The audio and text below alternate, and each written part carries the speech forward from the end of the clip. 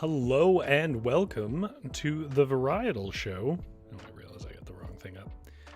Give me a second. My name is Rory, and you're watching Varietal YouTube's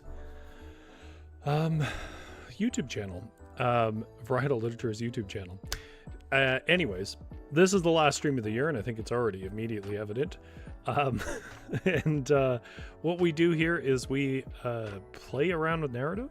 It's for people who love stories, and what we're doing tonight is playing a solo tabletop RPG that we have now played for an entire year. Not every week, just once per season.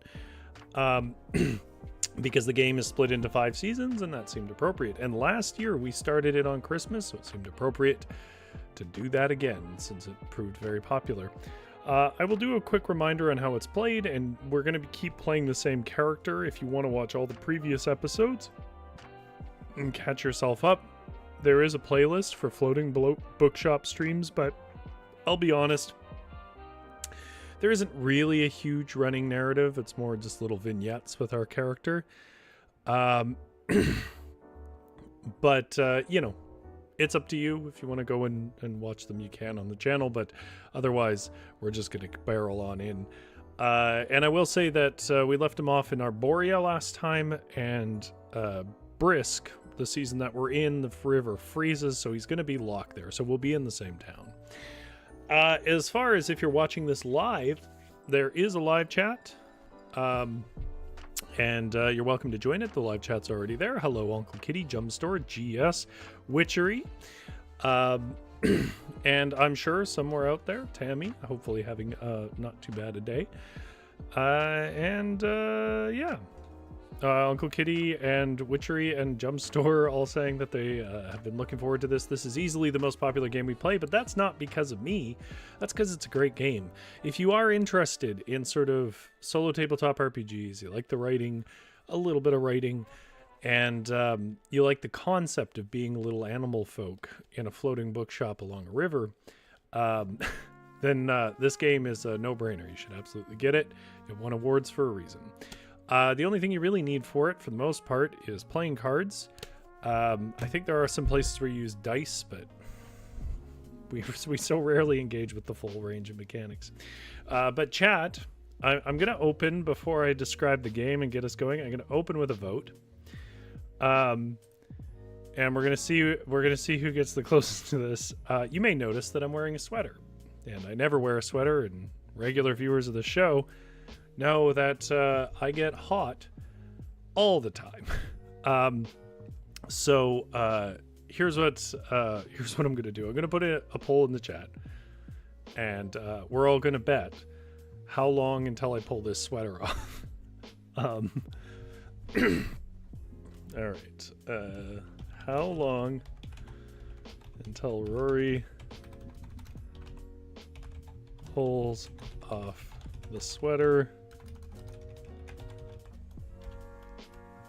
You can't even see why I'm wearing it. It's like a Christmas sweater from Queens of the Stone Age. But like an ugly Christmas sweater style sweatshirt, not an actual sweater. I guess what you would call a jumper in some places.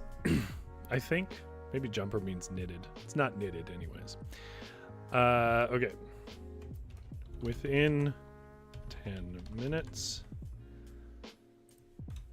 In the first hour,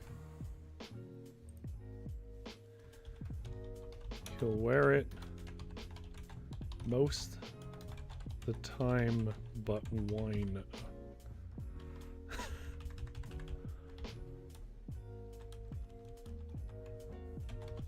Too many words. He'll keep it on but whine about it.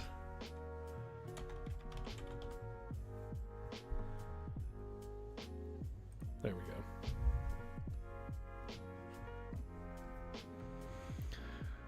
go. Uncle Kitty says maybe a side bet on whether or not Uncle Rory's kitty friend appears. I'll promise you he won't. He is dead asleep in our bedroom right now. All right.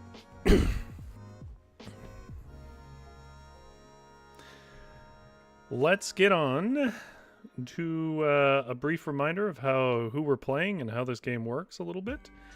And then we'll get our prompts, and I'll try to get to writing right away. The premise I have in my head for this one is that it'll be the busy last day of shopping. I don't think that's what I used last year. I think last year it was like closing up shop and people were doing last-minute shopping. I think that's how we started.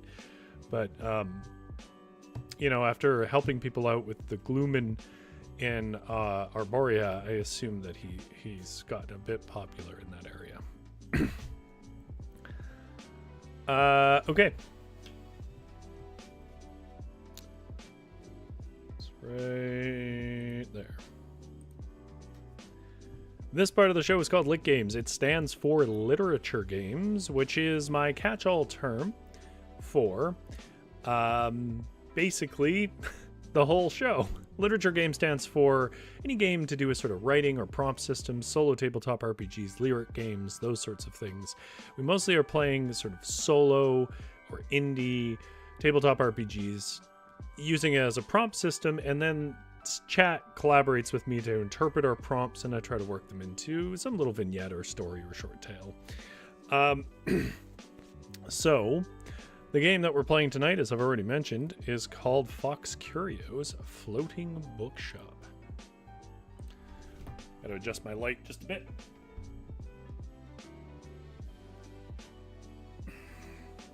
There we go. All right. Fox Curio's Floating Bookshop is a solo tabletop RPG from LLM that we've played several times in this channel, and the basic premise of it is you are this little floating bookshop. You are a sort of human-like little animal. You get to choose what kind of animal you are. We went with a fox, but you could be anything.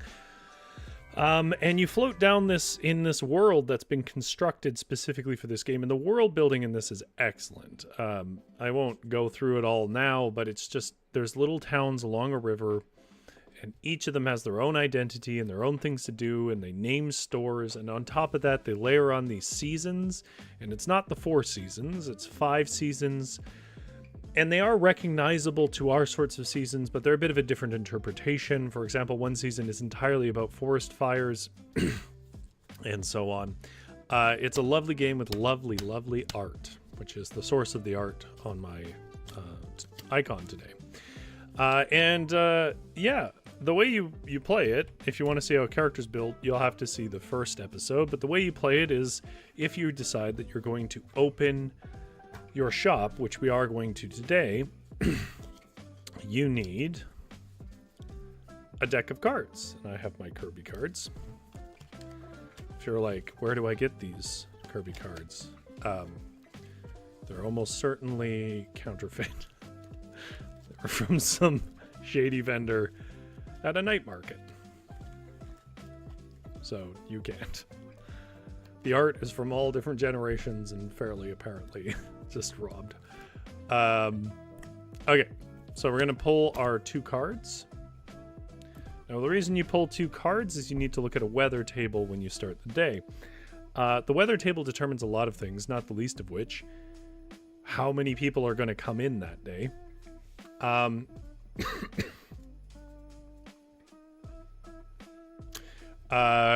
What the conditions are like and how long that weather is going to last. So the way that it does that is with the weather table, which I will take you to now. Give me a second. And actually have a sip of my tea.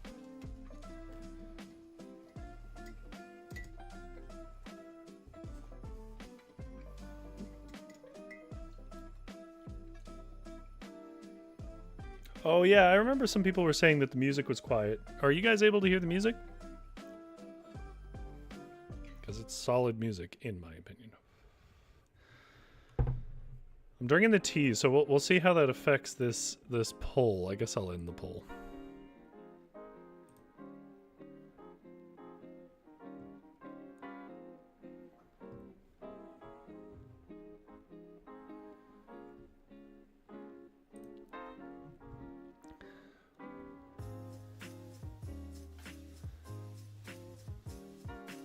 People are saying they can hear it. Good. It's very odd that you guys couldn't hear it on the Tuesday stream, because it sounds exactly the same in my headphones, and when I went back and listened to the Tuesday stream, this is what it sounded like to me, so I don't know what was happening. Not saying you guys are wrong. Obviously different sound systems, and who knows what YouTube does with my sound once it leaves this computer.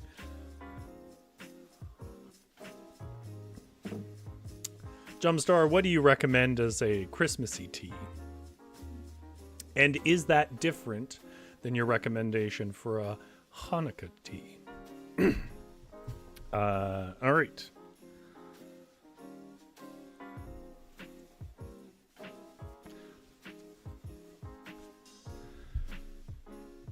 Uncle Kitty says the exterminator came by with traps one night and said he needed to catch and release 2 raccoons who had seized the QA lab.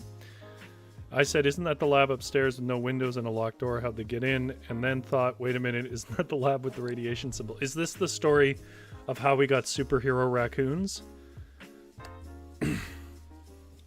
Because I'm into it. Okay. Let's get to that weather table. I think I bookmarked this. Let's see if I did or not. Nope. Just making it up. Okay. I think actually it's tied to the season. So, we pulled our 2 cards. We're going to check our weather, which, if I recall, is tied to the season, which means I need to tell you about Brisk. Now, I told you about Brisk last year, but I'm sure you forgot. As you can see, there's the original version of the art there. My partner did the coloring on the token today, and she is a professional artist, which is why it looks much better. And I'll read you the little blurb, which I'm sure I did last year, but I'll read you the little blurb to tell you what Brisk is to the people of this little world. The river, where all our life occurs, slips into a quiet sleep as it heads into Brisk. The rhythms of the growers, makers, and workers slow as they rest for the year. The air freezes, and a heavy blanket of snow covers the trees. Ice forms over the river, and all waterway travel is stopped. The surrounding land is turned white and smooth. The sounds are quietened. Come on. Quiet? I have that thing where I'm stuck on a particular emphasis. Whatever. Quieted. In the chilly air. Animal folk take the time to rest and make preparations for the coming year. So this is the calendar. Each month represents 20 days. Mainly for like gameplay reasons. You're supposed to play this game day by day. I mean, I only play it once per season, so that doesn't really happen. But you're supposed to keep like a ledger of the books you have and the books you're sold and how much gold you have. And you're supposed to manage a bookshop. And that side of it is fun. Off stream, I've sort of played around with that element of it. It just doesn't work so well in the stream to be that heavy duty, but maybe I'll find a way to make it work if we're going to keep playing this into the next year. Because obviously I got to find another angle on it. By the way, the vote was Rory would pull off his sweater within 10 minutes. We're past 10 minutes. So the next question is, will he make it through the next hour? He's already hot and starting to regret this choice. So we'll see. The tea is not going to help.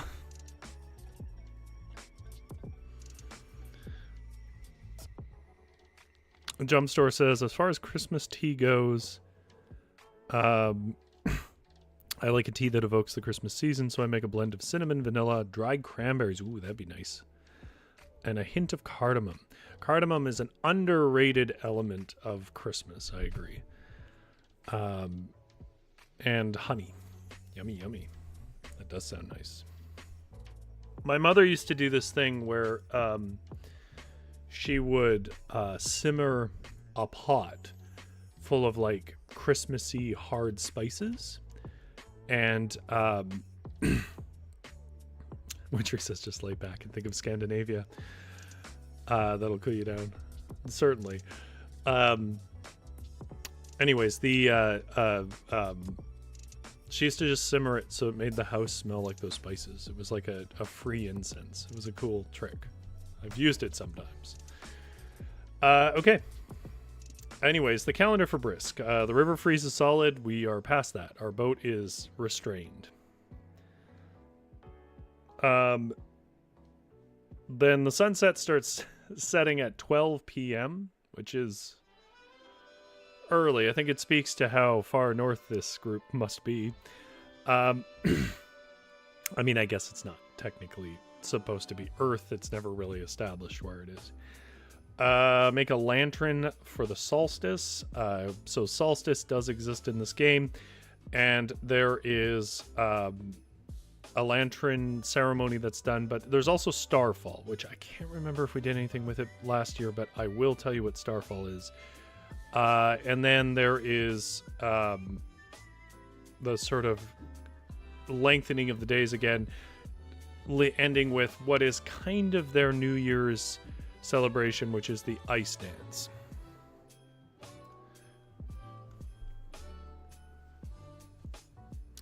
Witchery says, simmer pots are popular again. I didn't know that. Yeah. I never really knew anybody else who did it. Jumpstore says, when it comes to Hanukkah, my own tea blend to evoke the feelings of Hanukkah to me. So it's a blend of, not sure I understood. My own tea blends evoke the feelings of, I think it's me. I'm a little tired. So it's a blend of orange peel, rose petal, interesting. Cinnamon, ginger, and of course honey to taste.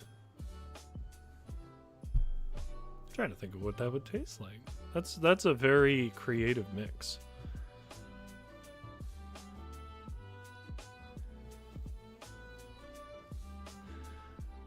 Okay. The seasonal signs, everything becomes white and cold. The river undergoes a more dramatic change. You breathe mist in the air. Sounds are muffled in the snow. That's the best part of it.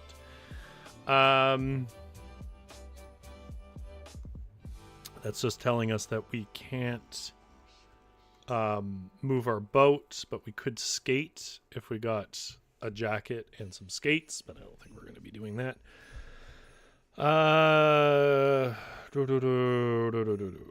I was going to tell you what Starfall was. It is...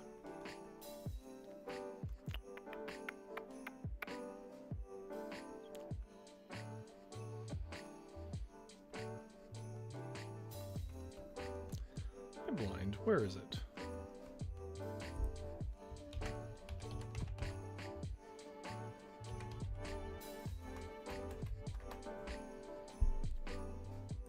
Okay, give me a minute. I know Starfall is something, but I'm trying to remember what it is.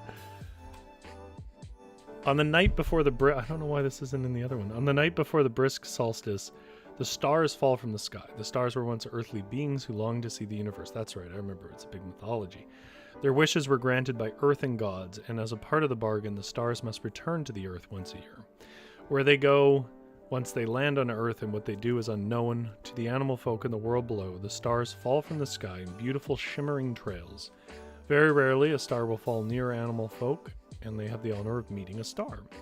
The night becomes dark and ominous while the stars are away, so the animals celebrate the brisk solstice, which is when it's darkest, and light the night themselves. When the sun sets the next day, the animal folk look up to find the stars have returned to the sky. During Starfall, make a warm meal or drink to watch the stars fall from the sky.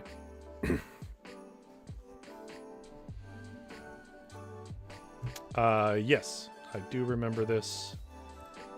It is delightful to me. And then brisk solstice, of course, is exactly what you would think it would be, if you know anything, which is the longest night. Animal folk gather to light up the dark.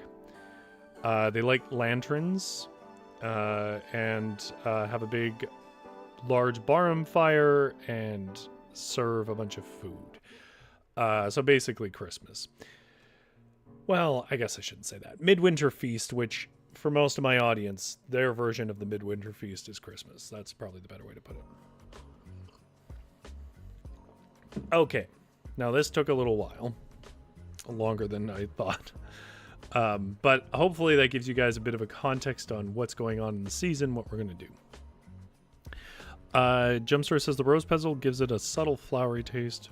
To me, it takes the orange peel taste makes the orange peel taste like orange blossoms, which is what I initially intended, but they were out of season. Yeah, that's true. They would be, wouldn't they? Well, it sounds good anyways. The rest of the conversation I wholeheartedly endorse is about raccoons. Feel free to join the chat. Talk about your love of raccoons. Okay. So we have the option. We're going to be busy doing sales of our books. Now, we could do it on Starfall, and everyone's buying stuff for the festival of Brisk Solstice the next day. Or we could do it as the last day before the Ice Dance Festival, which I will tell you guys about now.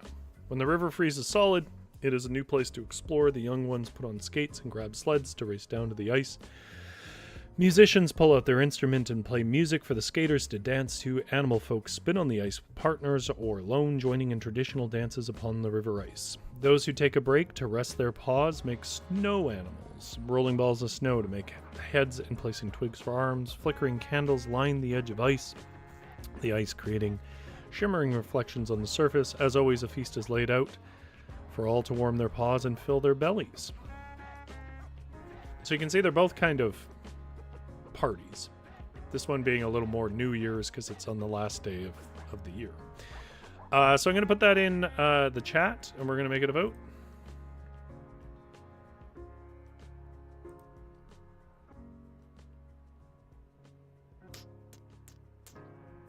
If I can remember where my chat, there it is. Start a poll. What event are we on the eve of?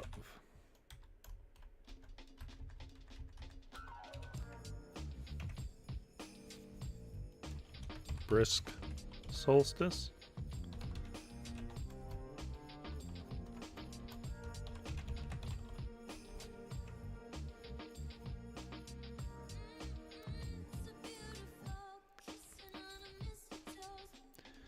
Or Ice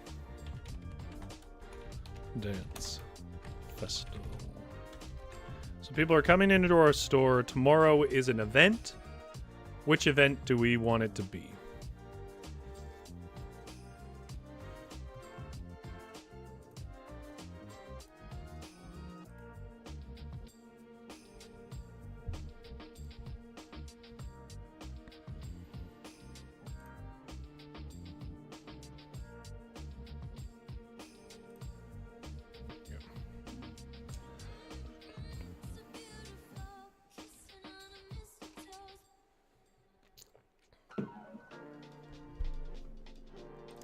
While people vote for that, I'll remind them of who our character is. Our character is a gray-furred red fox. In other words, he's older. His name is Lou. And his personality flaws, he can get easily overwhelmed. We have some other backstory stuff that we really haven't dipped much into because we haven't needed to. That we established the first time we played this game as a part of their character building system. But that's it. Lou is a generally nice, somewhat, a little bit incompetent. He only found the Floating Bookshop last year in his time. And he's mostly been making his way up and down the river, trying to make some sales, mostly encountering troubles. Okay. So let's find out what my season looks like as I am just about to stop the vote. And then we'll figure out what part of the season I'm in.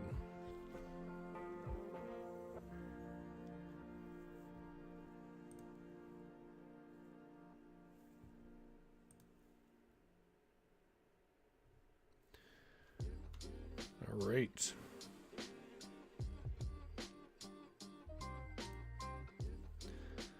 It looks like 100% of people want to do Starfall. Okay. No uncertainty there. So that means it gets dark early. Let's find out what the weather's like, and let's get writing.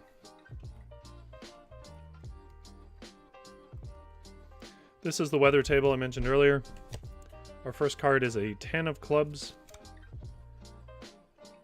10 means sleet and strong winds, no visibility, customer forecast dead. Well, I'm going to have to overrule the customer forecast because that's about the only story I have right now. And then our next card is a queen, which means the winds and stuff. Oh, okay, I know what we can do. The winds and stuff end in the evening. So what we can say is that the weather is so treacherous and dark that nobody comes into the shop. And then once the weather relents, everybody comes in last minute. Which means that I am imposing...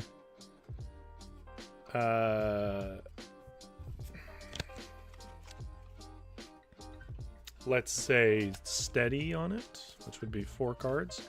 Now the reason why that number 4 comes is you pull more cards, so 1, 2, 3, 4, and you'll have more customers than just those 4, but the idea is that those are the 4 that you're going to highlight.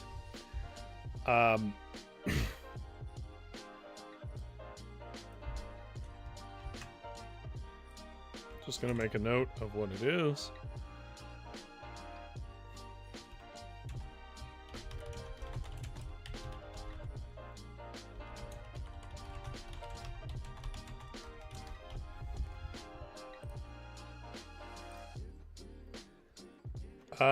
Reminder that we are in Arborea. Arborea is a giant stump, mostly run by bee people.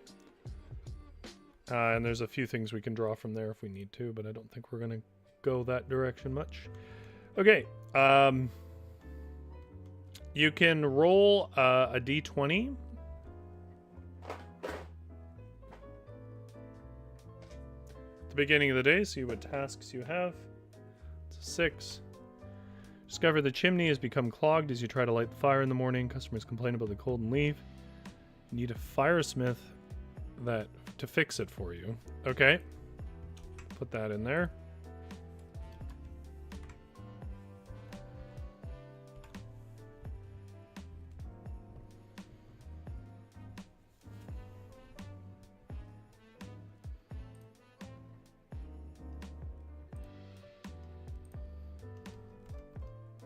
And then finally the customers, which are in the main book, I believe. Well, I mean, they definitely are, but I think it's about the only place they are. And they are right. Customers.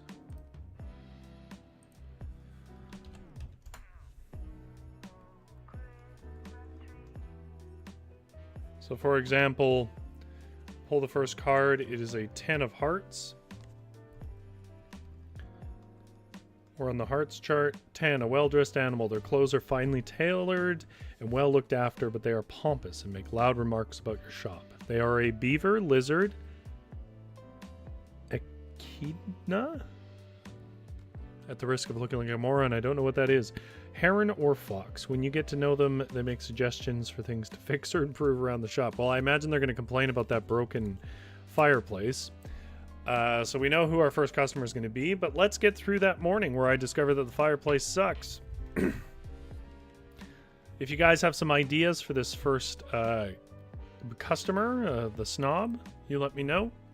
What species they are, what gender they are, how they dress specifically, any features you think are fun, and then just keep them in mind too, so when I ask for them, we'll be ready to get going.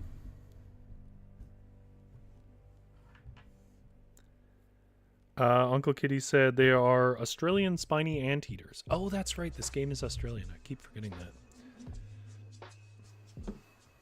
Hey man, I'm a writer. I'm not good at biology.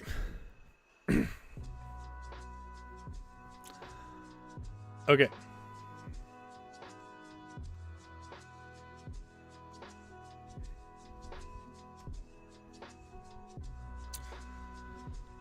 Lou woke up shivering.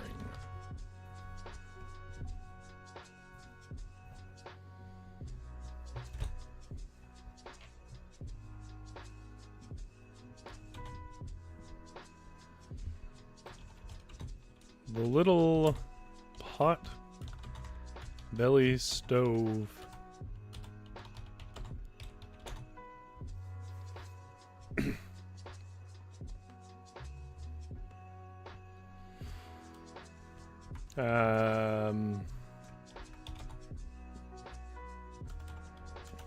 His aching joints creaked as he pulled on his housecoat to check on the flame on the fire.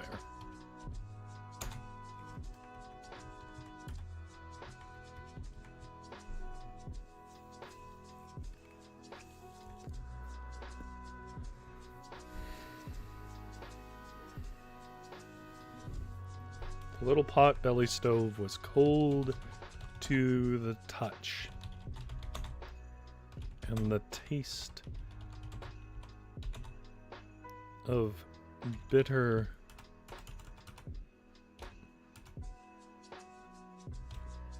dampened smoke was in his mouth.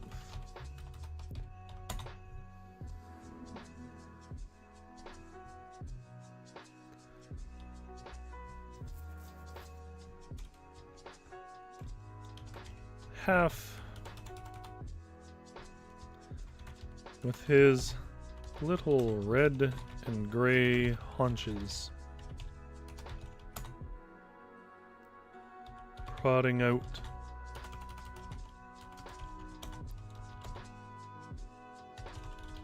from the loose drape.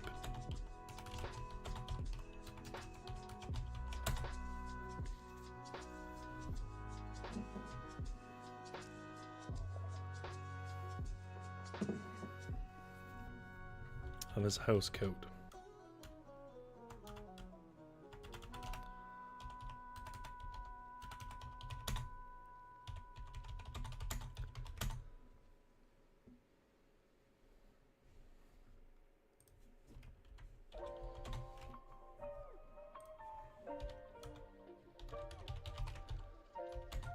Lou tried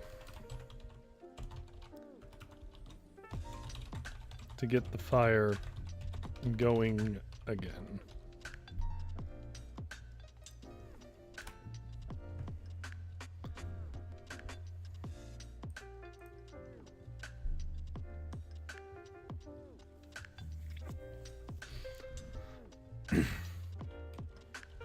But yet, no matter how much he blew on the embers with his long snout, they would flicker out as soon as he shut the hatch.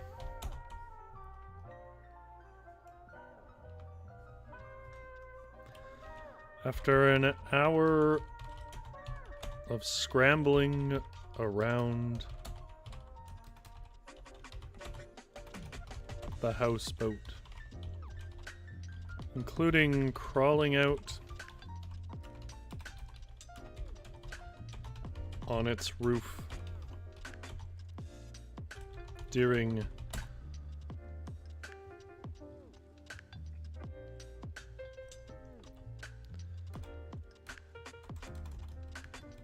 despite everything being glossed by sleet, by wind-frozen, wind-hardened sleet.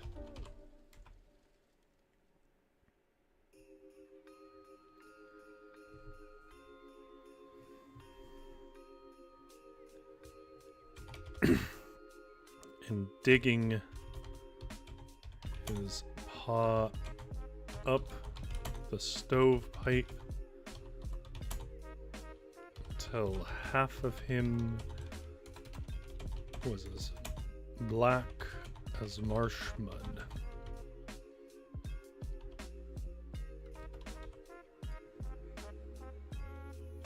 He had to relent that the stovepipe was blocked.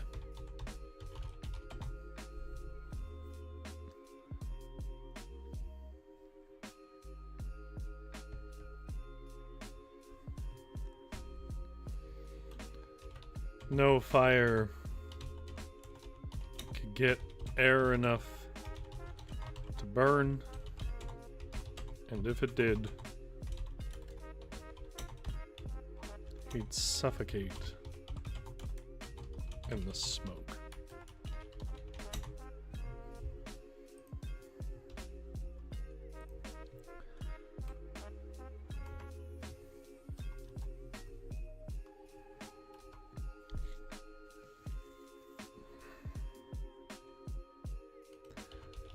The only thing the poor old fox could do, especially after sliding around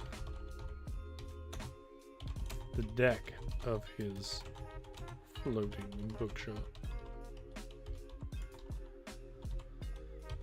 was boil a bath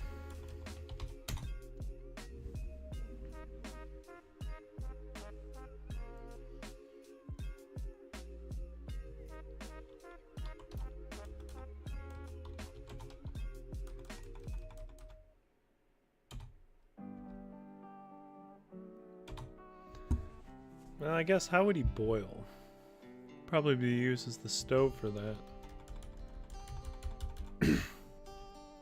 Let's try have a cold bath and wear as many sweaters as his joints would allow.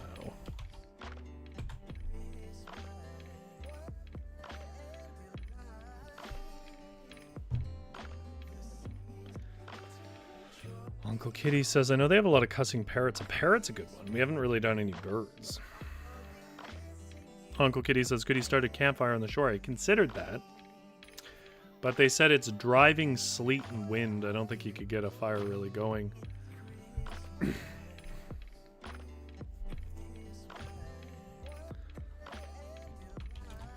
He lit some extra candles.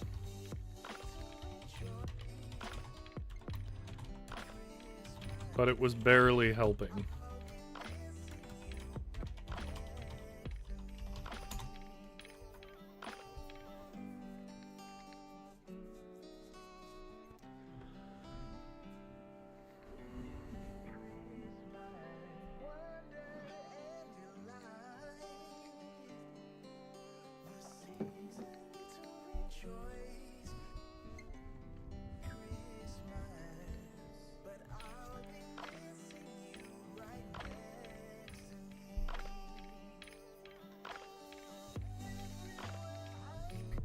Nonetheless,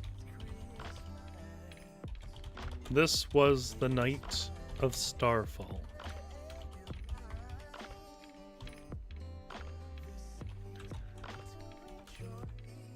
And it would prove one of the busiest shopping. It was typically, I should say.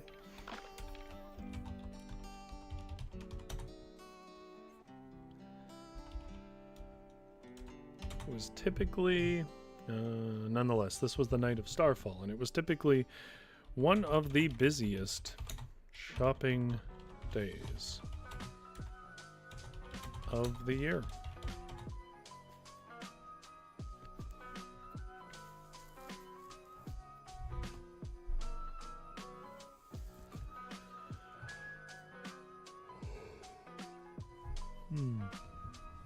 There's a couple of types of snobby we could do too. Lots of great ideas in the chat about what kind of snobby animals. I mean, we could do like high society snobby, but there's also like comic book guy snobby, like the know-it-all ever the world is gifted by my criticism, you know, Reddit boy kind of snobby, and there's young snobby, like nothing's good enough for me.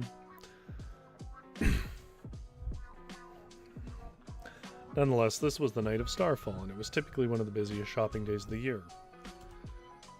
For tomorrow was a time of feasting and gifting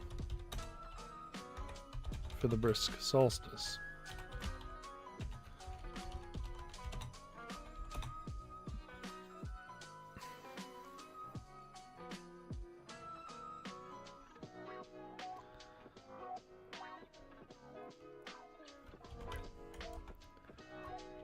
Lou was hoping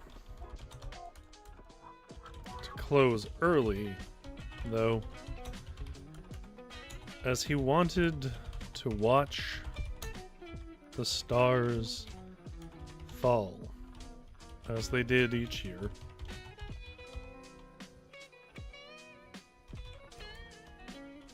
And hoped to one day meet one. They were supposedly gods.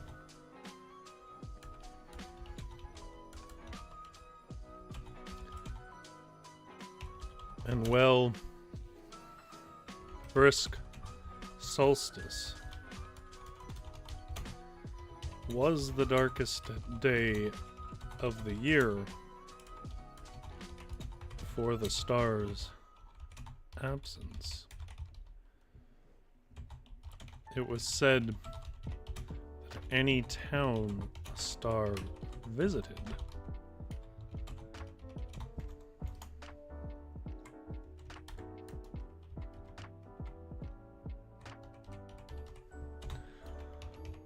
was warm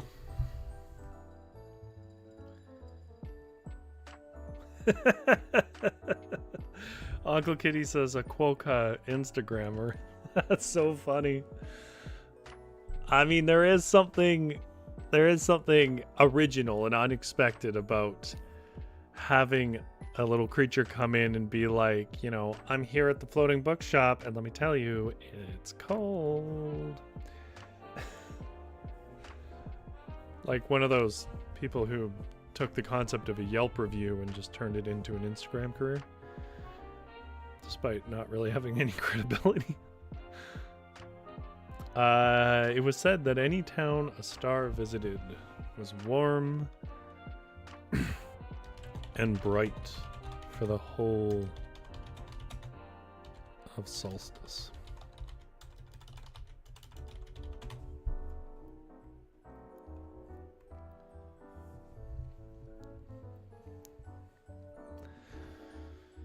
However,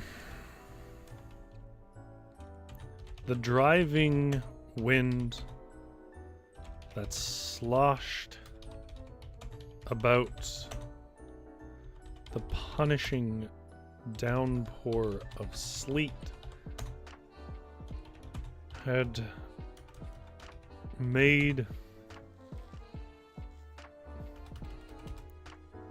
turned what was to be a busy day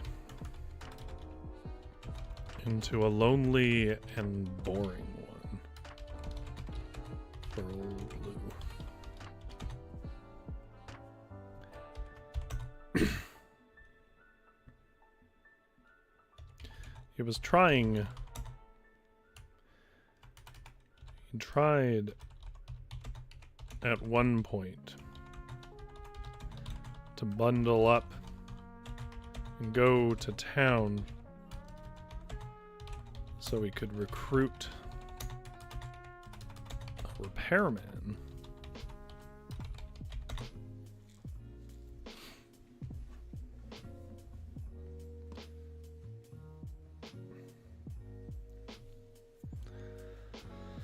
A numbat. I don't know numbats. Let me see. I will Google now.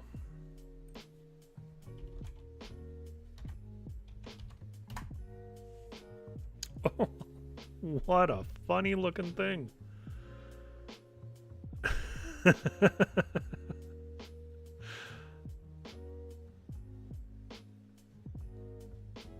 I like that it sticks its tongue out. It makes me think of that thing that like Instagrammers do where they're like whatever, stick their tongue out. Oh, that is very cute.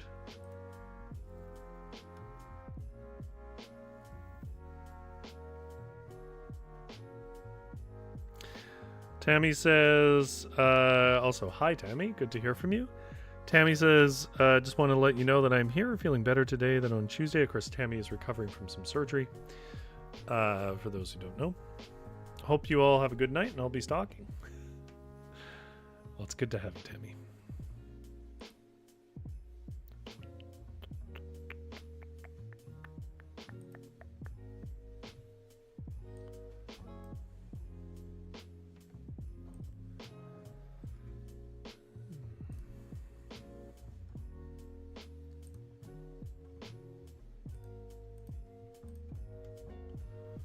I tried at one point to bundle up and go to town so I could recruit a repairman. But he slipped 4 times, twice on the ramp off his boat, and twice on the riverbank after it. So he just crawled back into his cold shop.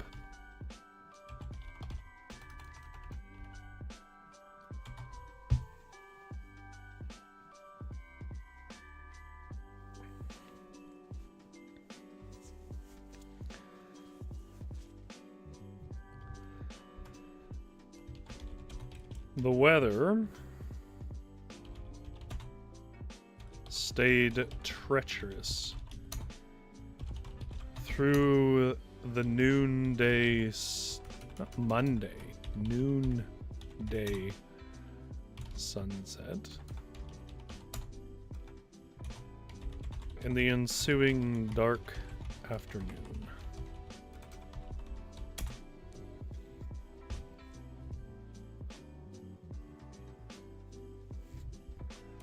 It finally relented around dinner time, which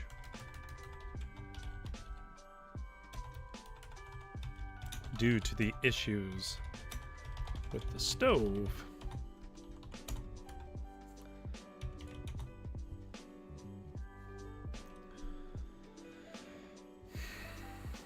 was some acorns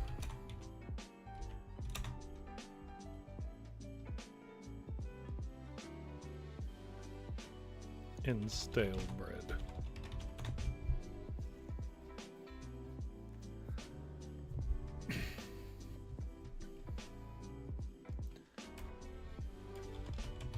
The world outside his windows was a hard, frozen lake river.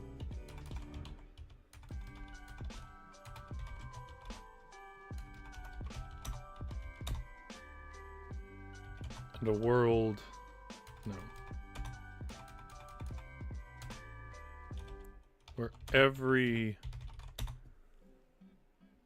not abutment, every surface that reached up into the horizon was glazed in sheets of thick white ice.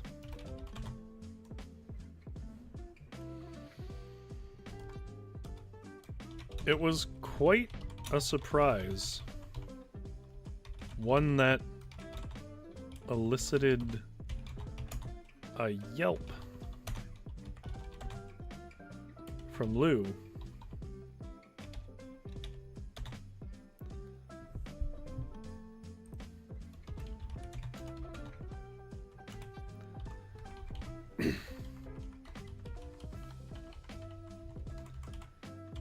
When his door swung open, and in walked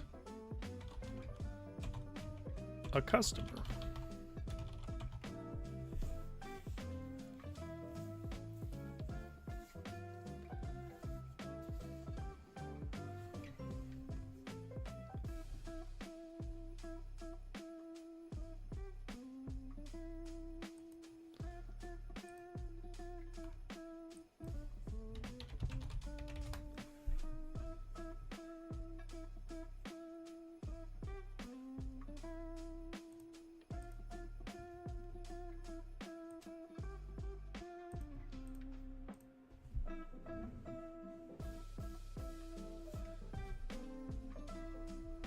What was the name of it? Numbat?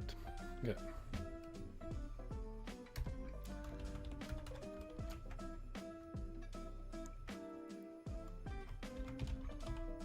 Hello!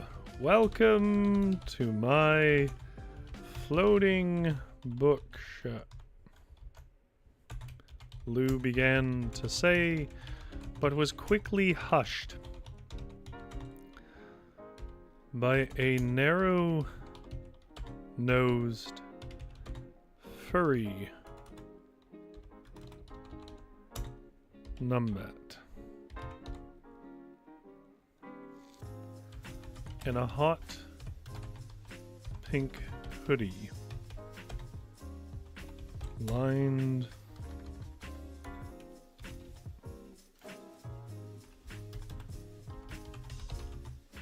with white deer down.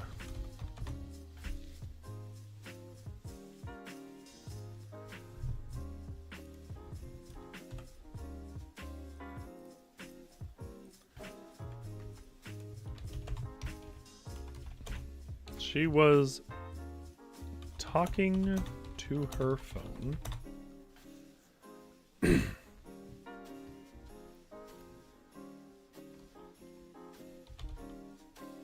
And loudly stated, first impressions. It's quaint, but it's cold.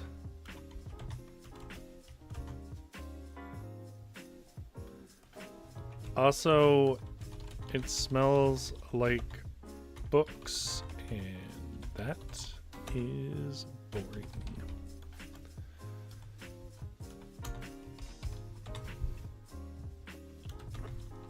It's got a bit of a ironic vintage vibe, though.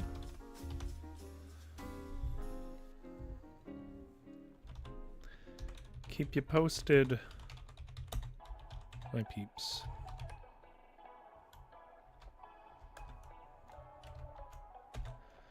The numbat then held up two furry fingers and stuck out its long, curling, narrow, it's narrow and shockingly long tongue until it was as a fern's curl. She winked and then stuffed the phone into her pocket, turning to Lou and said, "So do you, like, work here?"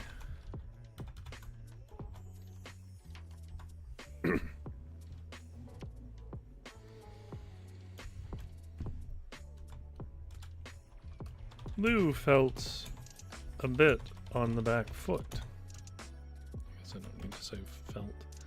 Lou was a bit on the back foot. Black foot, back foot.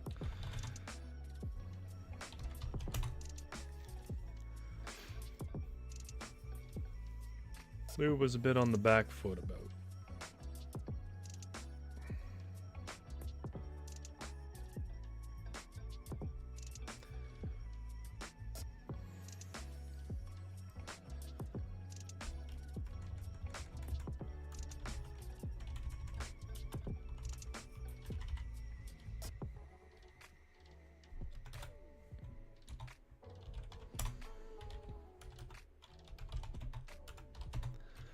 This girl, he knew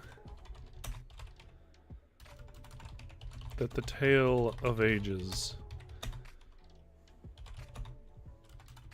was defined by an ever-shifting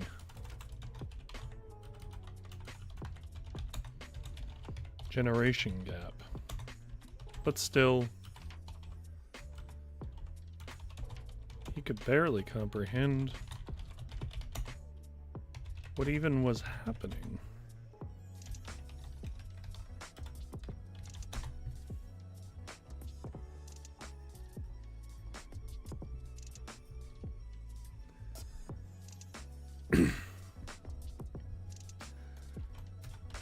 He cleared his throat and said, "Actually, I own the place." Oh, cool. Perfect. The little numbat. What should the numbat's name be?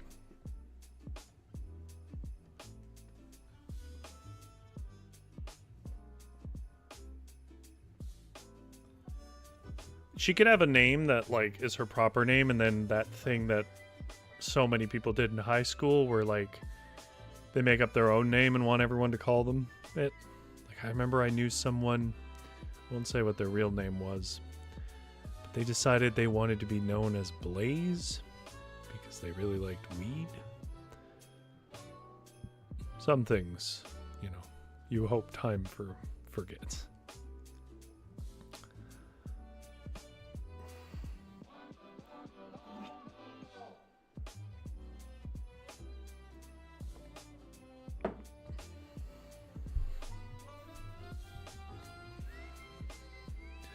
Uncle Kitty says Lucrezia. Presuming I'm saying that right.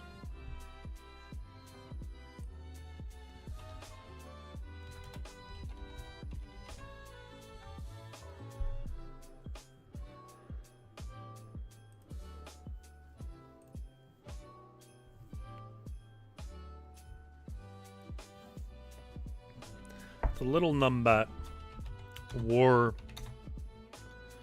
a sweater with the logo of the local school. Nope. He's wearing a pink sweater. I already said that.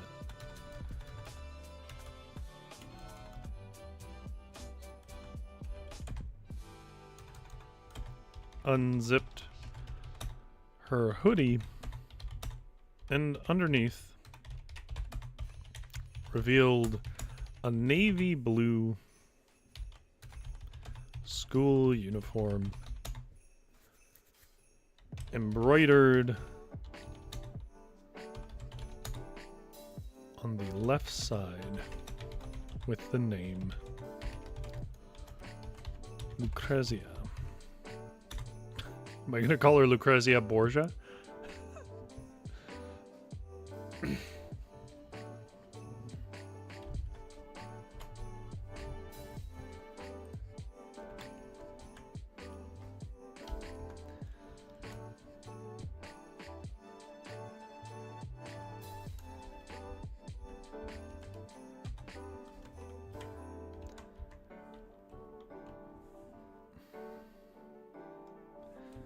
My name is Lou. He said, cutting in. Whoop.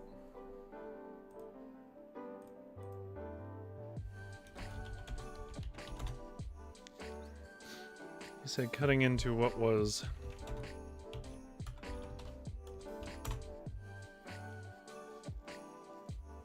surely going to be a long string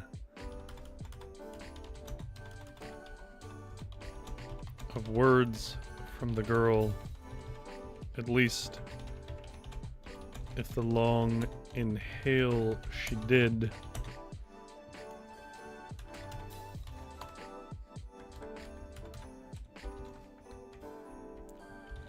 before speaking was any indication.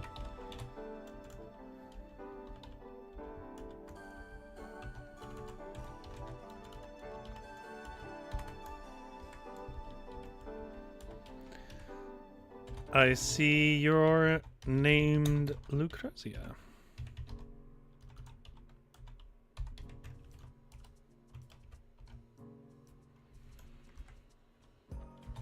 You come...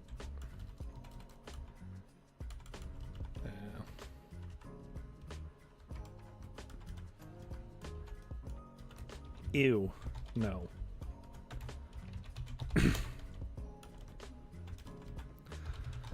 The little numbat said, quickly checking her striped fur in a pocket mirror.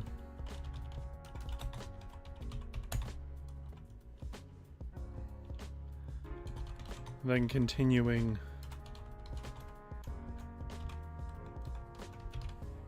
that's just what my stupid mom calls me.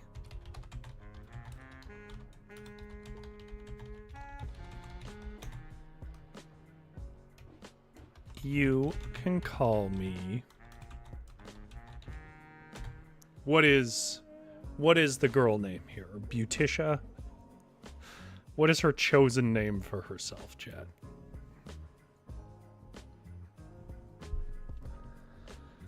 Actually, to up the chaotic, because I wanted this to be busy, I'm going to pull the next customer while you guys think about that. And we're going to have them walk in at the same time. 5 of diamonds. Let's see what that is.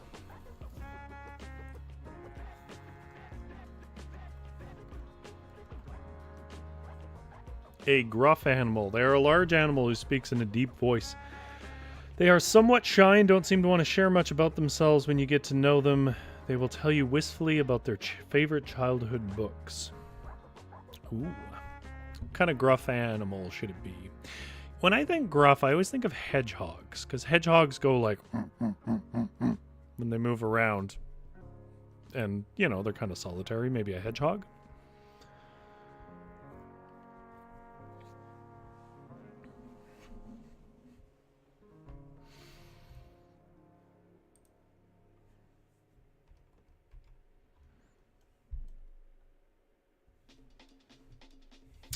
Uncle Kitty says old wombat.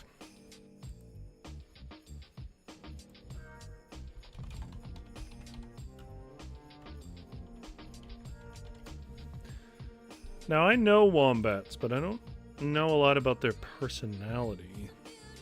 I guess that doesn't matter that much. I just try to make my characters reflect what I think their personality would be. Riz says Jumpstar. All right. How about Rizzarella? Stupid enough, right? You can call me Rizzarella. That's my real name.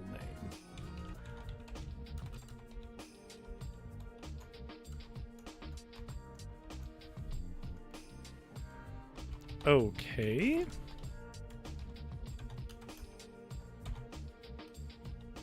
Lou said processing.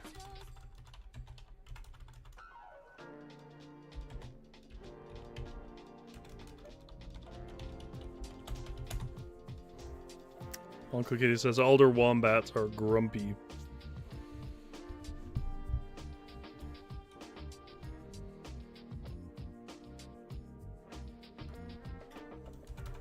searching her face to see if this was a joke and finding no indication it was. Miss Rizzarella? What can I find you?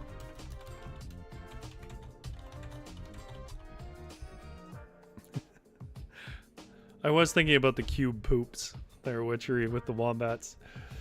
What can I find you today?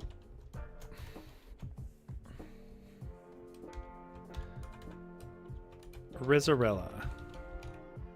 I'm not married.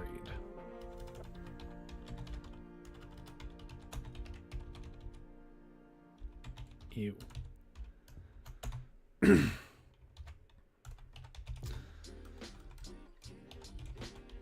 The little lumbat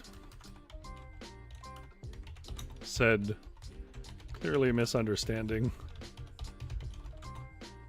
how titles worked.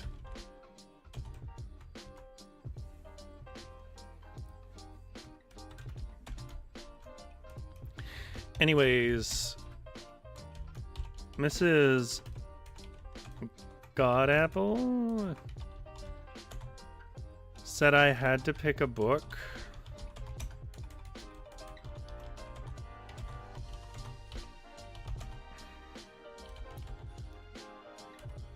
For the holidays. That was like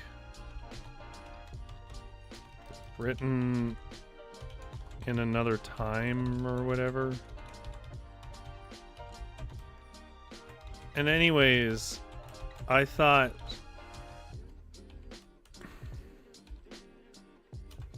we could make a deal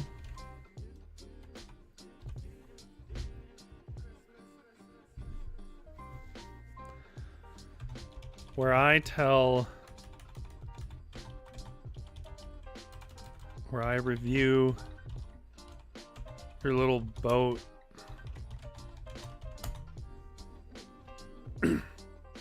on my social media. What would their social media feed be called?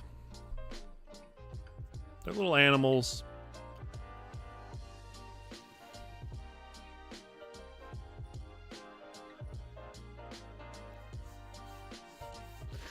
Witchery says they let other animals hide in their burrows during fires. That's a very unusual thing for an animal to do. Wow.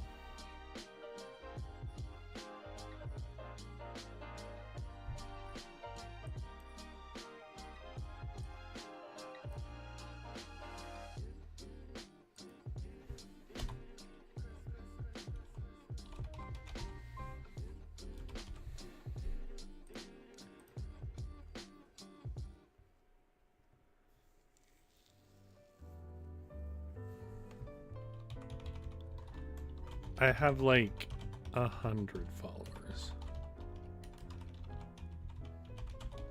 And you'd throw the book in for free. Floof book?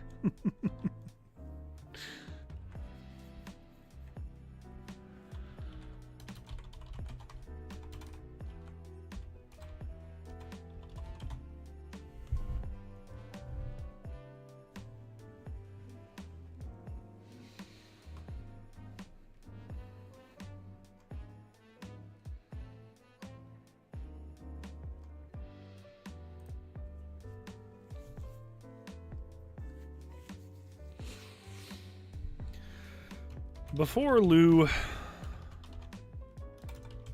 could respond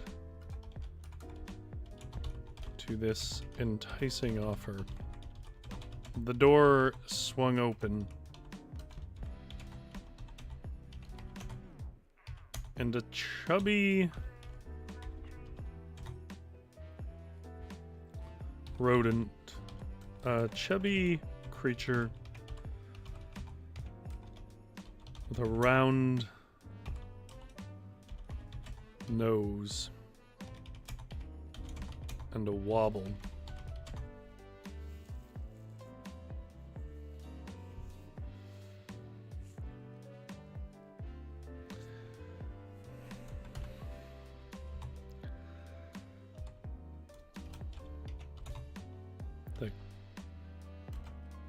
rippled over his entire body with each step.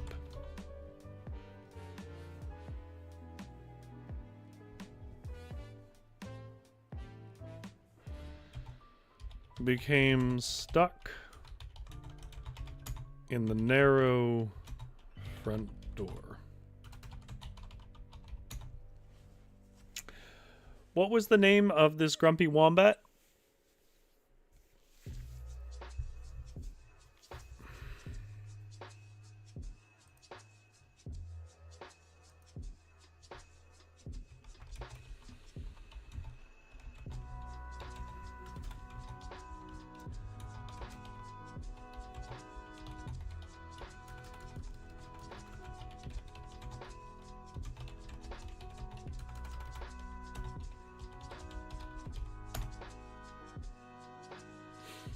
I'll wait for chat to give me an answer there and then move on.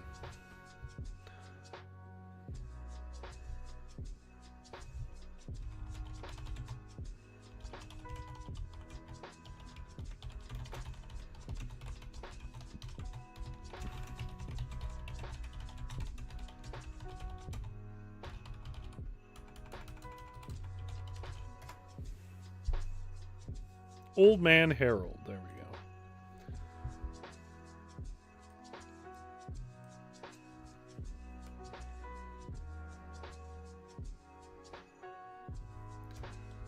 Lou had crossed paths with the old wombat in town early last week.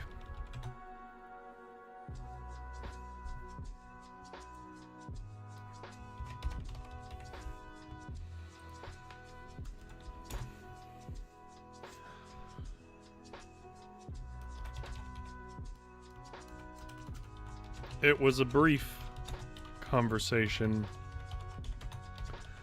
wherein the wombat,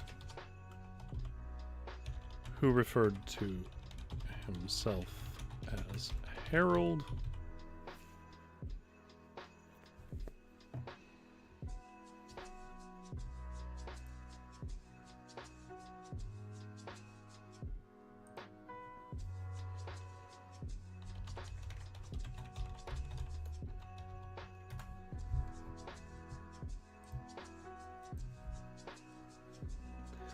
a brief conversation wherein the wombat, who referred to himself as Harold, and whom the town referred to as Old Man Harold,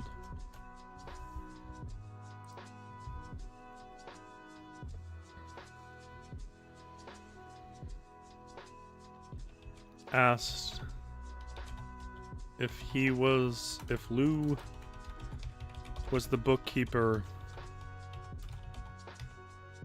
and whether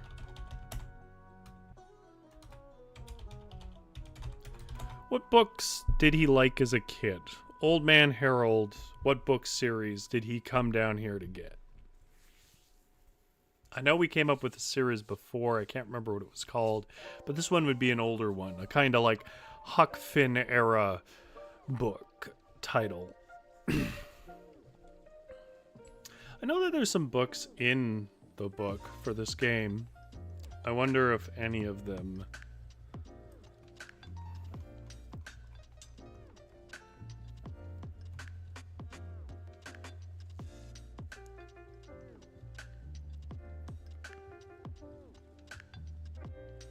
where does it tell me?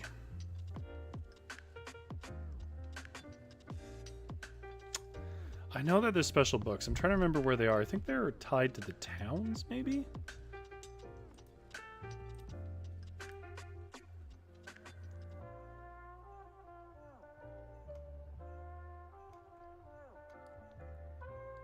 Yeah, there they are. Special books. Beekeeping for the Brave, Raven, the Stories of a Hero. There they are. Yeah, every town has their own little unique books.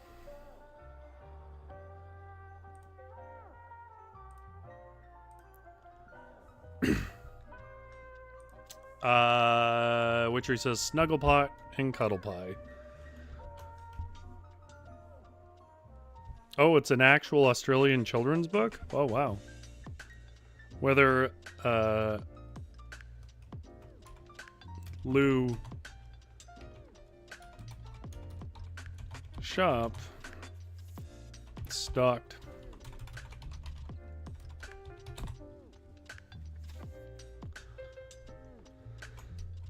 Snugglepot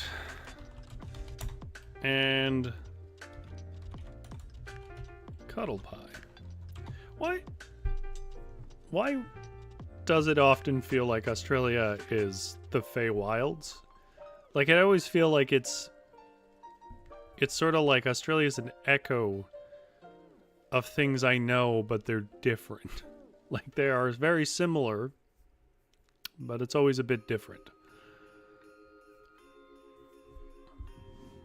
I guess just being an island so far off probably makes it, cultivates its own culture. But yeah, it does feel like the Feywilds. For anybody who knows a lot about Faerunian lore in D&D, Feywilds were an echo of the real world. So you would go there and it all was geographically similar to Tarl, the real world. But it was wacky, you know, there would be differences.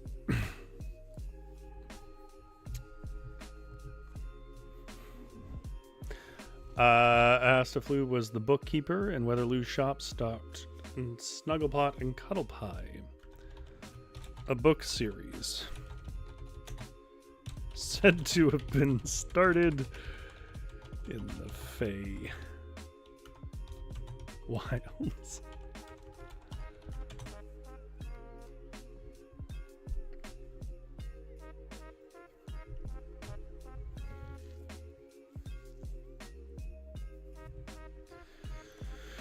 Lou had a few of those books, and so old man Harold had made the journey to his shop.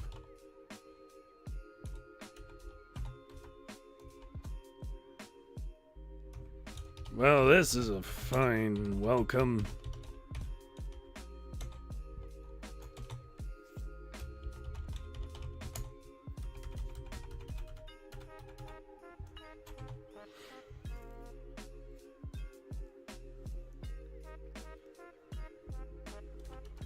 Fox, the old wombat, grumbled as he tried to wiggle farther into the bookshop.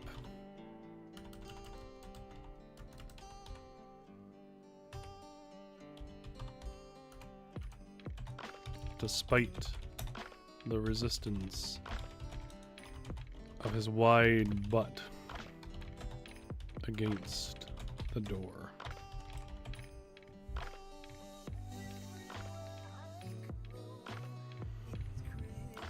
Mathieu, sorry if I'm saying that wrong. We have fairies in New Zealand, the Patupai here. I'm gonna make a note of that because I don't know them, and I love fae stuff. Give me a second. Patupai or Patupi? Nothing like that. And the Taniwa. How interesting.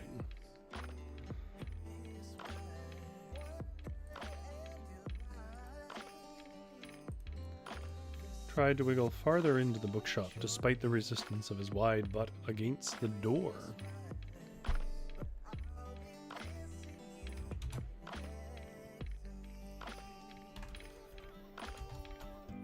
Not all of us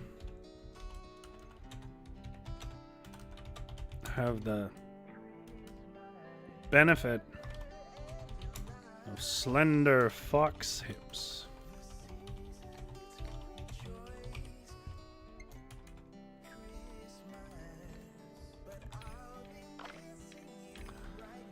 Lou began to bumble out an apology. Taniwa is a dragon-like creature of myth. Is this from the native cultures of New Zealand, or is this a more mixed origin kind of mythology? Lou began to bumble out, and Lou began to bumble out an apology. Tani Fa. Oh. Well, I was way off then. Oh, I missed. Witchery said a lot of native Australian cultures have something akin to the wisps. They call them Min lights. Oh, interesting. It's also a creature akin to the Kelpie, the bunyip, that hides in lakes and drags people in, amongst other things. Awesome. Matthew says Maori. Cool. That is not a culture I know a lot about its folklore, but it is one I'd be interested in learning about. Lou began to bumble out an apology for the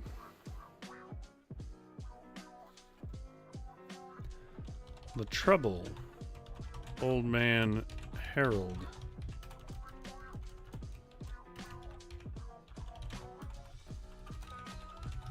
was having at the door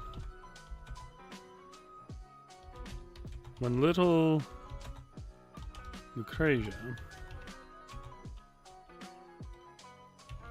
said, "Wait, do we have a deal or what?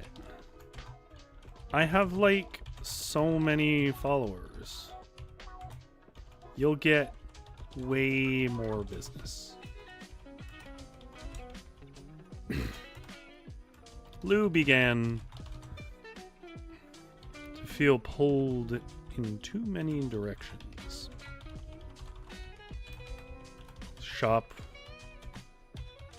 was icy cold without fire.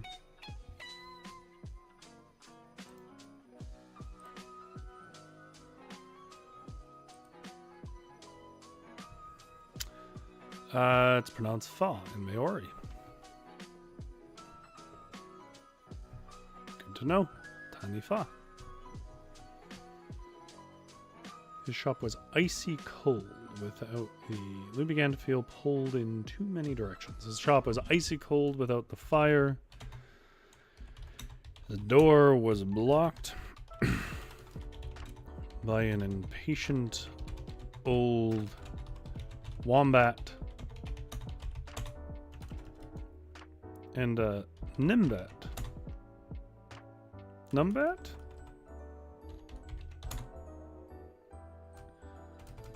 And the stylish young Numbat was insisting attention was still owed to her. With as much grace as the flustered fox could summon, he said, "How about..."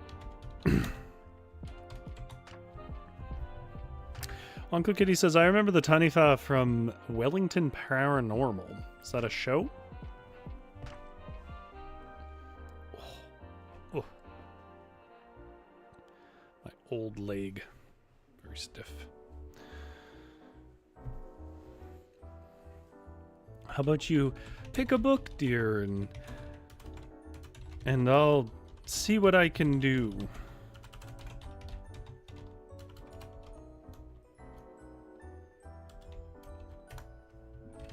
She looked annoyed, pulled her phone.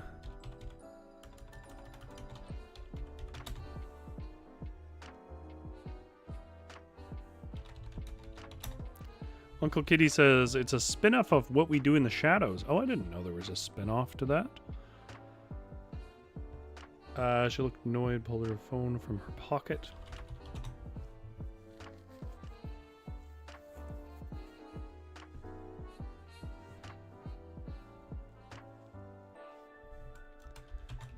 And as Lou rushed to help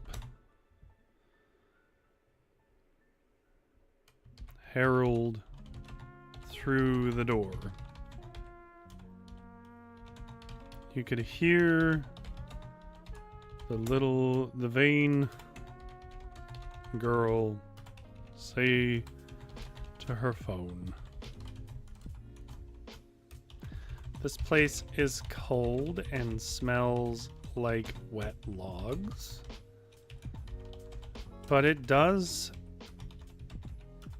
have a stupid amount of books."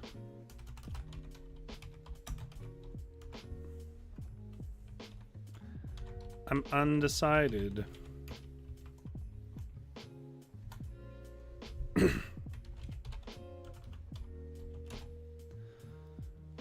Harold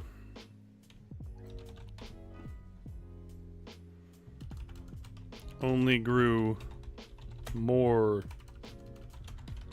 bitter as Lou got closer, saying, "Just like folk, little folk, to not accommodate me. I'm not fat, if that's what you're thinking."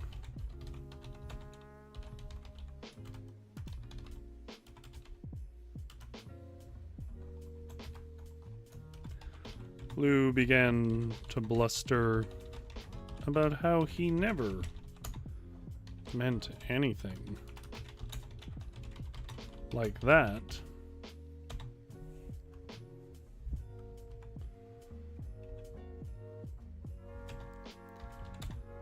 But as he began to tug at the wombat's paw,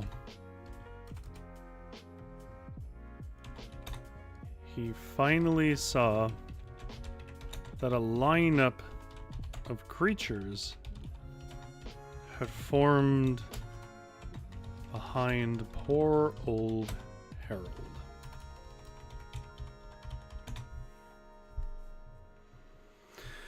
Uncle Kitty says instead of vampire, if people don't know, What We Do in the Shadows is a satirical show about vampires in the modern era. It is quite funny. Basically takes the idea of what if vampires were actually idiots, and does it pretty well. I have not seen it all, or even most of it, because it's actually proven pretty hard to find in Canada. It comes and goes quickly for whatever reason. But I do think actually there is a place I can watch it now. But everything I've seen from it is very funny.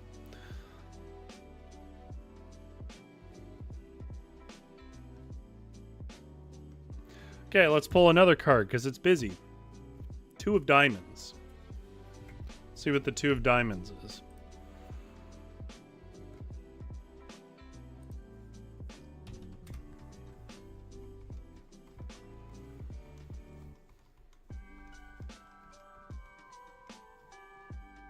An overly friendly animal. They seem to know a lot about you in the bookshop already and surprise you with strange questions about yourself and things you thought no one else knew. Despite this, they seem harmless. Well, that's a tricky one. I don't know what to make of that. What creature should the overly friendly animal be? I mean, the first thing that comes to mind, obviously, is a dog, but I don't think a dog is appropriate for this. Matthew says Canada, Oz, and New Zealand. This is a Commonwealth chant. Yeah. Oh, we have quite a few Americans, but they like Uncle Kitty's American, but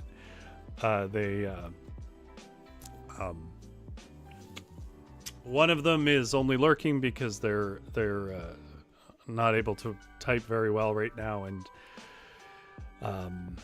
one is working at a bakery right now, and one is Jumpstore, who is here. Uncle Kitty says Quokka. Okay. 2 votes for Quokka. Quokkas are just basically like if a wombat and a koala had a child. You know what I love about them, and I say this with affection, they have the face of an idiot, but in the most delightful way. Witchery says if we let them, they would try to domesticate themselves. I mean, isn't that essentially what happened with the cats? Mathieu says capybara. Oh, yeah, another lovely one. You know what I'll do? I'll make it a couple. It's a quokka and a capybara.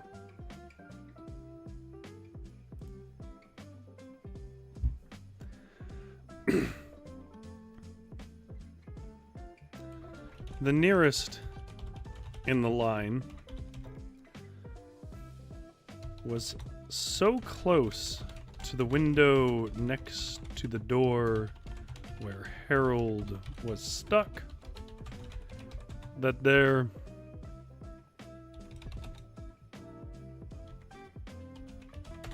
Jumpstore says, I always wanted a pet capybara, but apparently my landlady had a problem with that. Are they domesticated or domesticatable? I know that they are farmed. That's about as much as I know.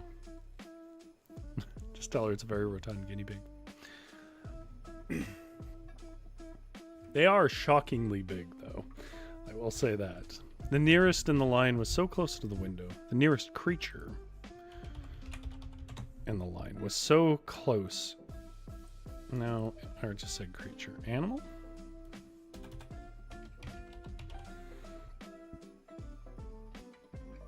That their black nose was drawing smears which froze nearly as quick as the little rodent drew it.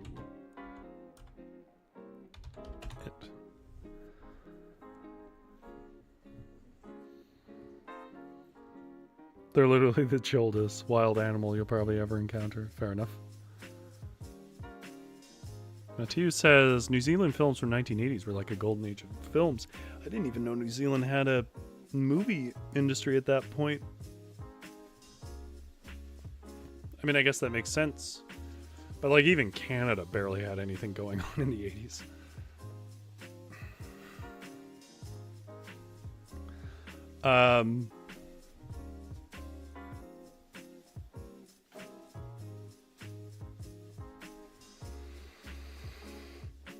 But Uncle Kitty's used to review films, and I believe, and really likes films. So give him some recommendations. He'll probably watch them. I mean, I'm putting him on the spot, but I think he would appreciate it. That their black nose was drawing smears which froze nearly as quick as the little rodent drew it. When the two black eyes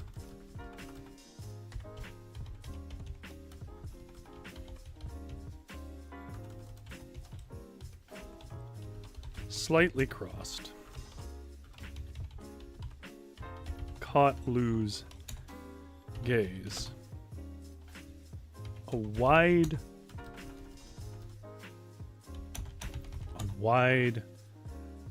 toothy smile spread up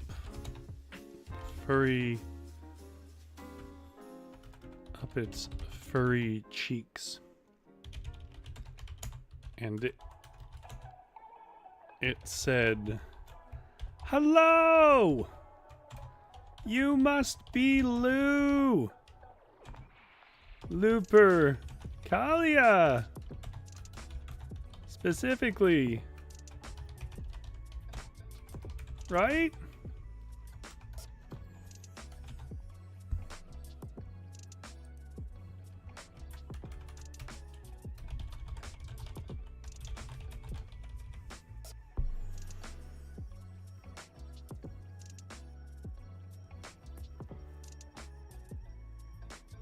We're talking about Sam Neill. Sam Neill rocks.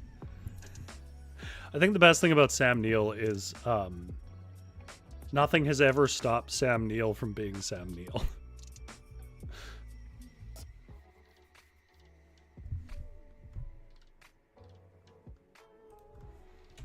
Just picked this boat up last year.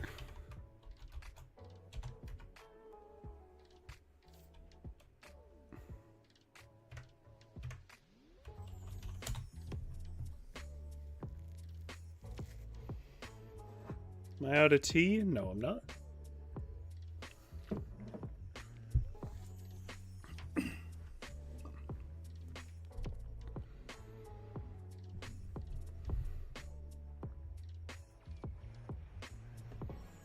Lou squinted through the rapidly frosting window and was able to discern that there were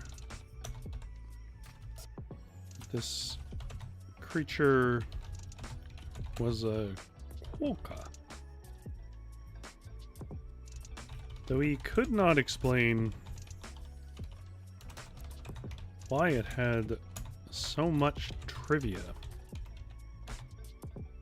about him. Witchery says, of course, is the great Priscilla, Queen of the Desert. Well, of course I know that. Featuring Elrond in a frock. That's right, he was in that, wasn't he? Yeah. GS took the words out of my mouth. Uncle Kitty said, best giant killer pig movie ever. And then GS says there's more than one. But then again, I know Uncle Kitty. Uncle Kitty's watched a lot of horror films. So it probably is more than one.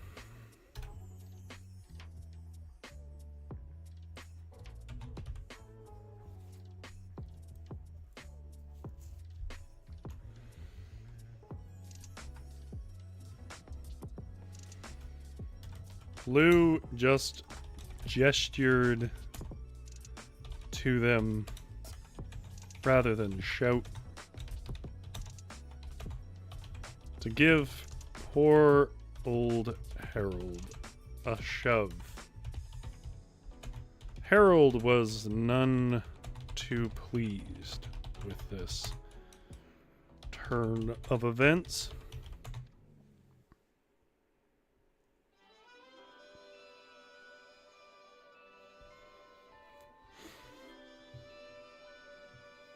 Some great recommendations going in the chat.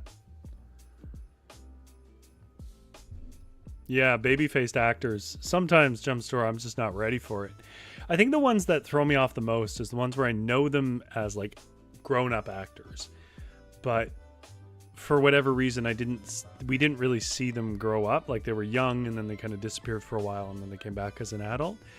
Because half the time, they don't look anything like themselves when they were young, but most of the time, I guess, more than half of the time,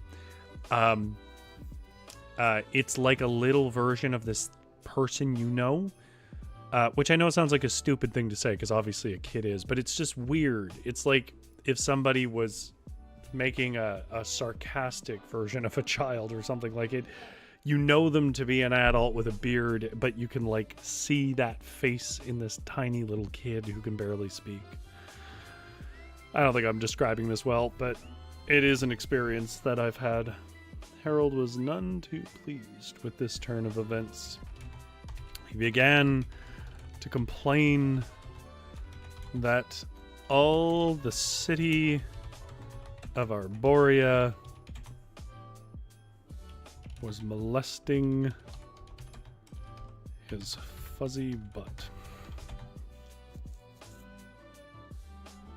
Still, with the group... What's the name of the capybara?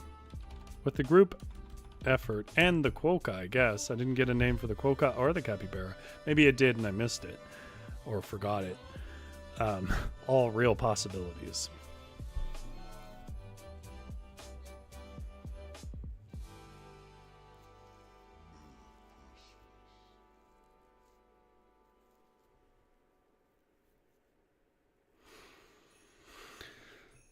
Janera. Good to see you, Janera. Uncle Kitty said, I mostly reviewed horror, sci-fi, and exploitation films. So sort of like camp. Maya. Perfect. Janera says, what did I miss? Calvin for the capybara with a K. Perfect. Maya the quokka. Calvin for the capybara. Janera says, what did I miss? Old man wombat, old man Harold, a wombat, got stuck in the door of the floating bookshop, and it's very busy. So they're trying to shove him through. He's grumpy about it.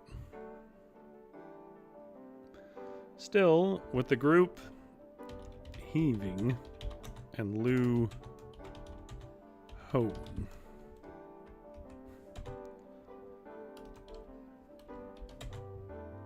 Harold finally popped like a cork into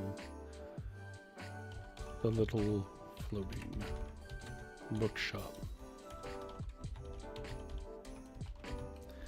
In followed the loud but friendly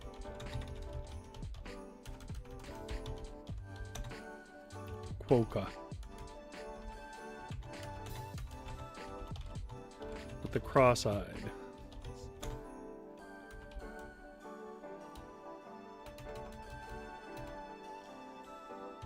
Who introduced themselves as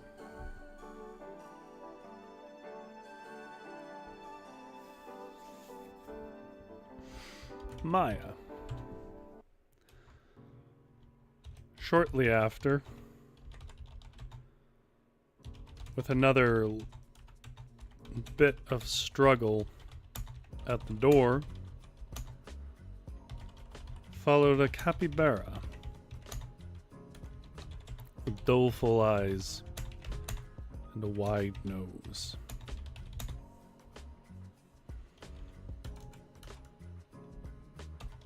Who was named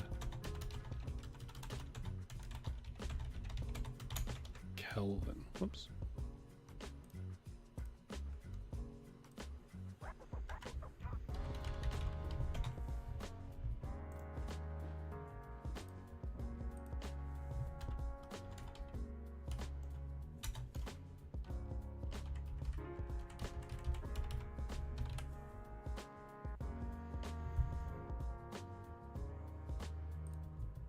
What's the weather like in New Zealand right now, if that's where you are, Matthew?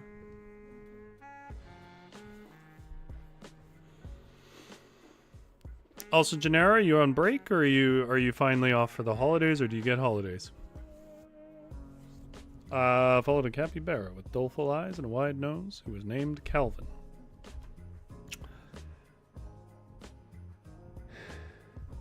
Lucreza,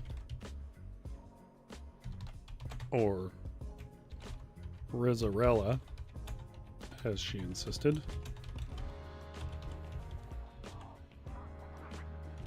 decided she wanted an early print edition of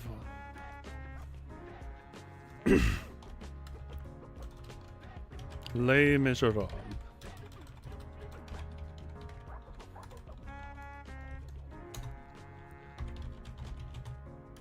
From the collector's shelf in return for a good review to her as she put it, 100 plus followers. Before Lou could explain the sheer value of the massive book,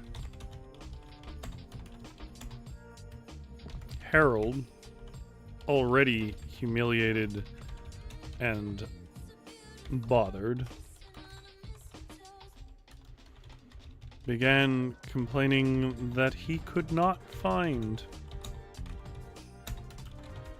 the copies of, what was the name of it, Witchery? The books that he was looking for? Gennaro says, on break, work is slow right now, but I only get Christmas Day and New Year's off. Well, at least he gets something, I guess. Is it the kind of thing where you get paid, or is it the kind of thing where they're like, we're just shut, so go away? GS says you need more days off. Yeah.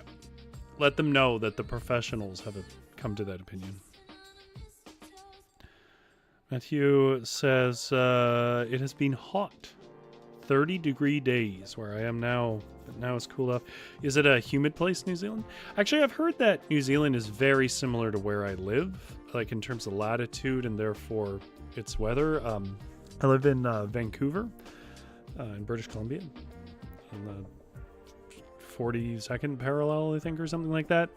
But I, from people that I've met who've come from New Zealand and friends of mine who've gone to New Zealand, they say that we have a lot in common in terms of our atmosphere. So in that case, it would be pretty humid because it gets very humid here. Snugglepot and Cuddle Pie. That's it, Witchery. Thank you. Gennaro says, as long as you work your scheduled day before and after, you get paid for the holiday. Like any scheduled day before, or you have to work Christmas Eve and Boxing Day to get paid for Christmas? Because that's a weird requirement. To me, anyways. In my province, the way it works is like, if you work enough time per week over a certain amount of months, then you're just owed stat holiday pay.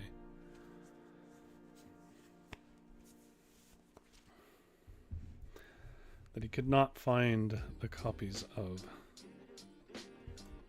Snugglepot and Cuddle Pie. And he wanted. Lou turned quickly to the wobbling wombat and began to explain he had a few extras in a box behind the counter he had put aside after their conversation. He didn't get to finish.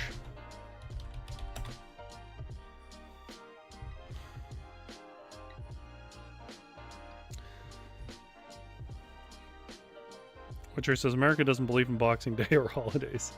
That's weird. Boxing Day is pretty big here. I like, it's not like an event, but it is generally assumed you will be off for Boxing Day.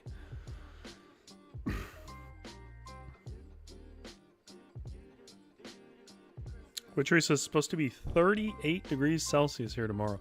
Now, is that dry or humid?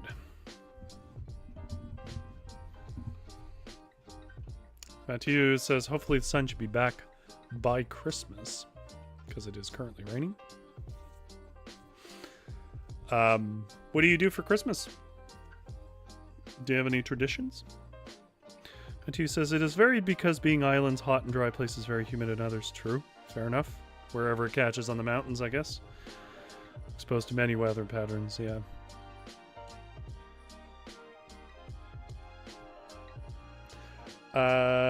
Side of the guy. He didn't get to finish this explanation, though, because both Maya and Calvin began squealing and inquiring, squealing with delight that filled the whole shop.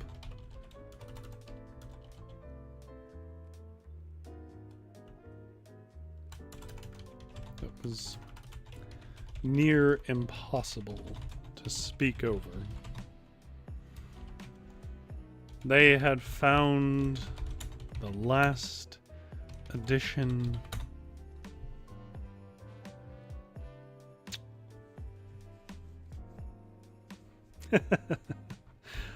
of Nancy Shrew they needed to complete their collection. They wanted to know a price as soon as possible.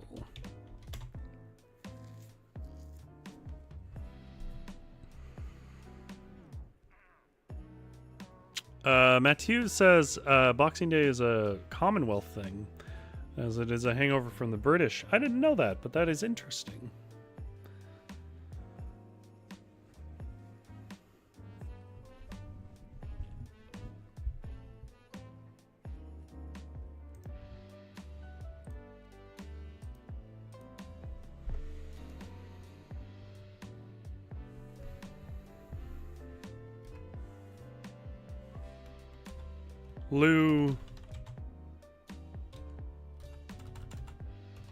Lou's sweater was being tugged at.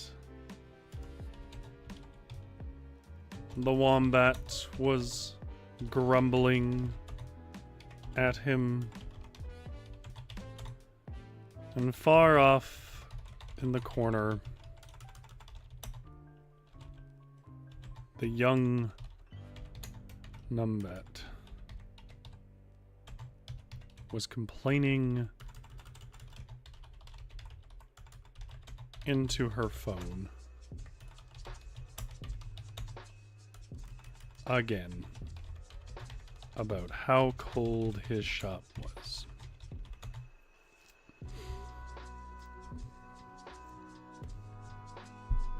Ortree says there's a whole episode about Boxing Day on MASH, and then said, I think I just aged myself again.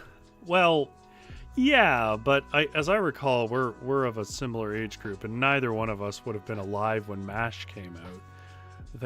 I think there's probably still a reasonable amount of reruns that at least some people would know it up until probably as late as Gen Z.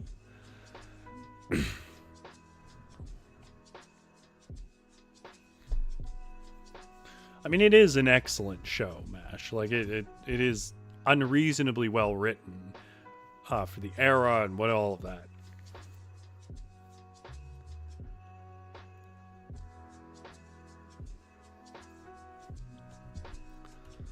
Lou was about ready to scream when a hush fell over the shop as the low lights of the evening dimmed away to even darker tones, leaving only the flicker of candles under what was quickly becoming an impenetrably black sky.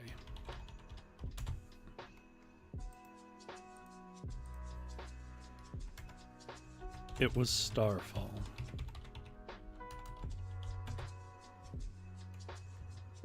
And everyone in the shop forgot the rush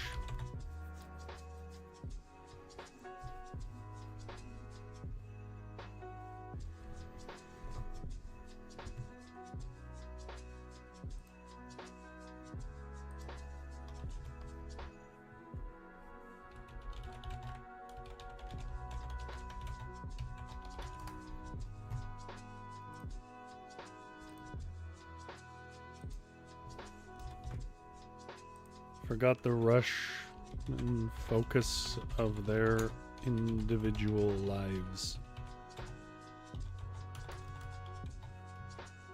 They crowded.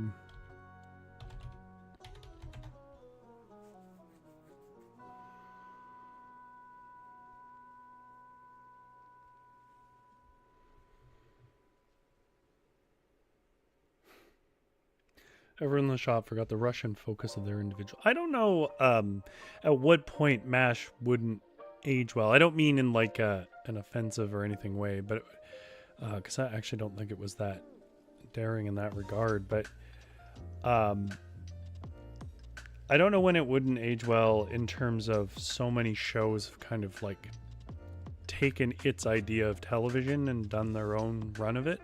So I don't know how fresh it would feel anymore. It's kind of the problem. Like if you're a really influential film or book or TV show or whatever piece of media, everybody kind of takes your ideas, as they should, and makes their own thing and builds their own worlds and stuff on it. But the downside is then when you go back and you read that stuff, unless you're like a super fan of that kind of narrative structure and the history of writing, usually is just kind of a worse version of stuff you can watch now.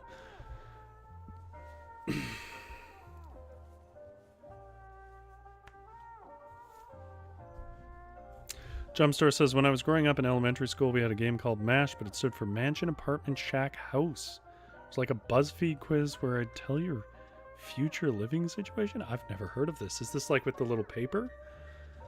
Witchery said, do you know MASH was so popular that electric companies would have to make sure they had enough supply for during ad breaks when people rushed to make tea or heat snacks? I've heard that about something else in England too. I forget what it was. It was a show that was so popular when it would end, everyone would get on and get up from the show and turn their kettle on. And kettles in England apparently draw quite a bit of power. I mean, all kettles sort of do, electric kettles, but England's fierce. They want their tea, and they'd have to like turn on reserve powers for like 15 minutes.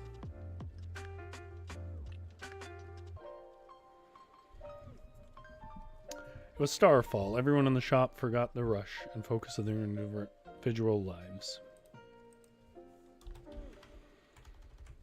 They all crowded up to the nearest window and watched as the pale stars streamed down into the horizon.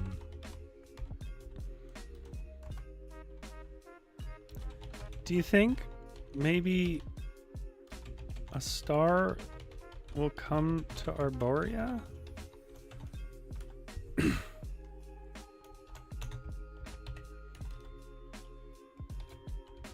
Rizarella said. My dad always said he'd love to have seen it. I guess I wish he could have.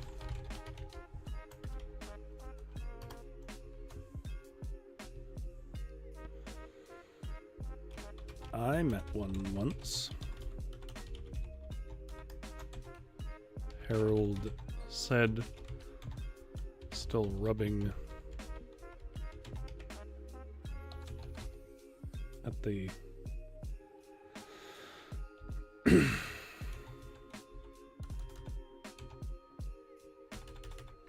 at his bruised hips.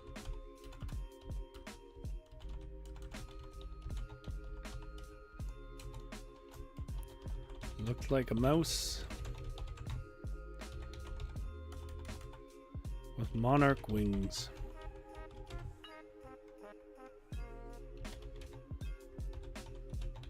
And told me I would see a late age. Guess it was right.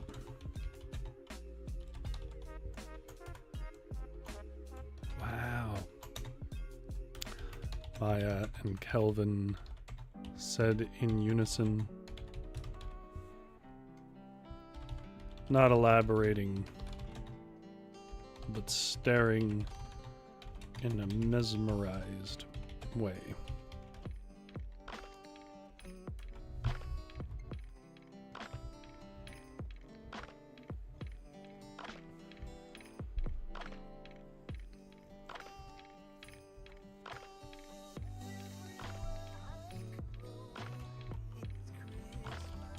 In the quiet,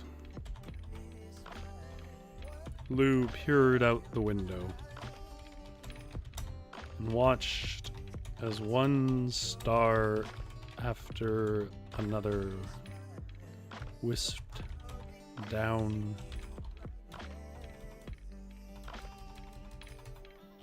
trailed down to the land below. None seemed destined for Arborea,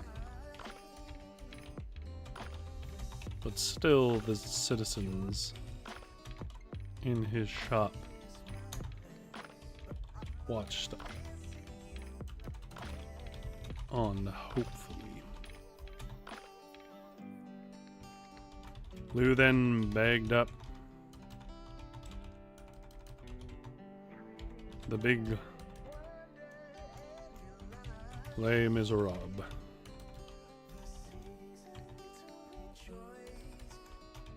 Book. Figuring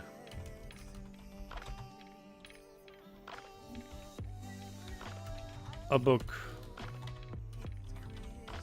should be read and not hoarded.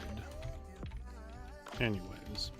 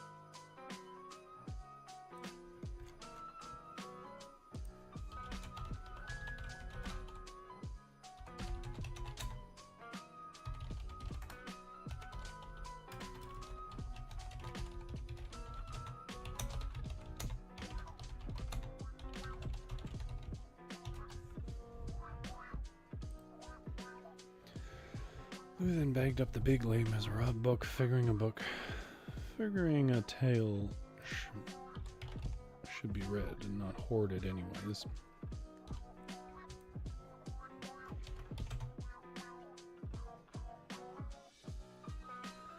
He rode up. He wrapped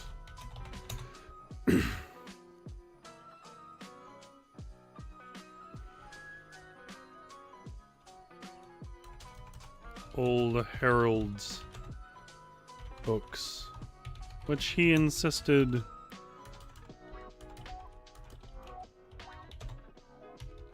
were for his nephew, but casually hinted were for his nostalgia.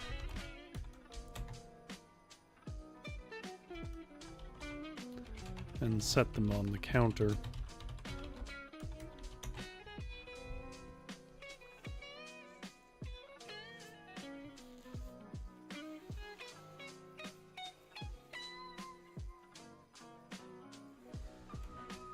Finally, he wrote up a receipt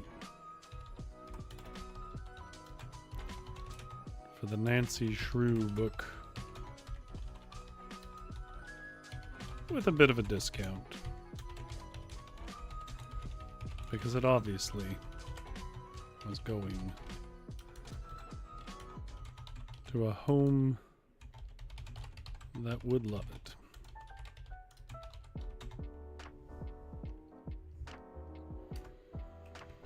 When Starfall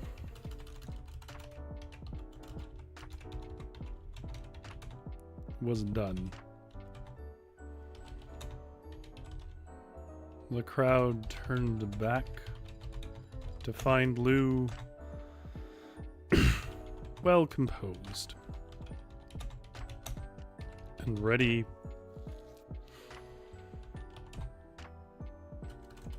to make their purchases.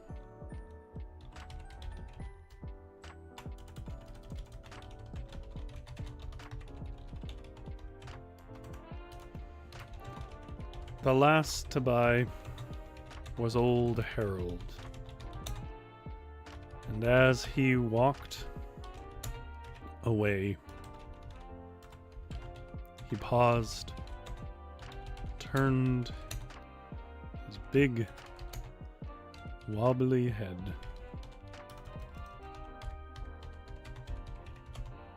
back towards Lou and said, "How the heck am I going to get out of here?"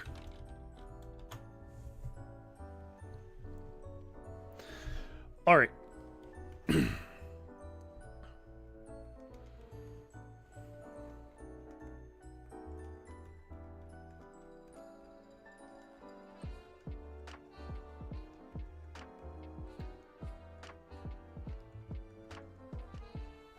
Jumpstore can't remember how the game was played.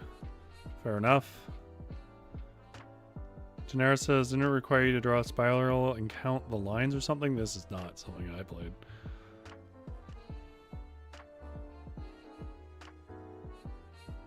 Yeah, I know F, Marry, Kill. That's one I know. Okay. Let's read back what we came up with.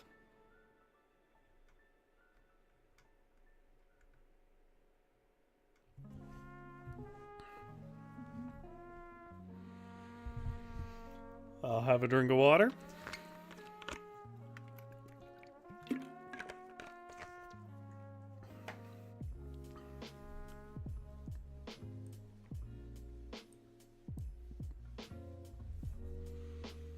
If you're coming to this part of the show, it's because you just want to know what we came up with. And what we came up with was another story with our little gray fox. Well, it's a red fox, but he's gray in age. For the solo tabletop RPG, the excellent solo tabletop RPG, Fox Curio's Floating Bookshop. The Fox Curio there doesn't really have anything to do with why we picked a fox exactly. You can pick all sorts of creatures. We've played several of these. If you enjoyed this, there's a whole year's worth of other streams, not 365 or anything like that, but it's like 4 or 5 other streams based in the different seasons of this world that you can check. There's a playlist dedicated to it on the channel. And we're going to read the latest story. Lou woke up shivering. His aching joints creaked as he pulled on his housecoat to check what was up with the fire. His little pot-belly stove was cold to the touch, and the taste of dampened smoke was in his mouth. Worse so when he got close. With his little red and gray haunches prodding out from the low skirt of his housecoat, Lou tried to crawl in and get the fire going again. Yet no matter how much he blew on the embers with his long snout, they would flicker out as soon as he shut the hatch. After an hour of scrambling around the houseboat, including crawling out on its roof despite everything being glossed by wind-hardened sleet, and digging his paw up the stovepipe until half of him was as black as marsh mud, he had to relent that the stovepipe was blocked by something he could not reach or move. No fire could thus get air enough to burn, and if it did, he'd be suffocated by the smoke with no other place to go. The only thing the poor old fox could do, especially after sliding around the deck of his floating bookshop, was have a cold bath. For of course he could not warm the water, and wear as many sweaters as his joints would allow. He lit some extra candles, but that was barely helping. Nonetheless, this was the night of Starfall, and it was typically one of the busiest shopping days of the year, for tomorrow was a time of feasting and gifting for the brisk solstice. Lou was hoping to close early, as he wanted to watch the starfall. stars fall, as they did each year, and hoped to one day meet one. They were supposedly gods, not stars, and while brisk solstice was the darkest day of the year for the star's absence, it was also said that any town a star actually visited would become warm and bright for the whole of solstice. However, the driving wind that sloshed about the punishing downpour of sleet had turned what was to be a busy day into a lonely and boring one for old Lou.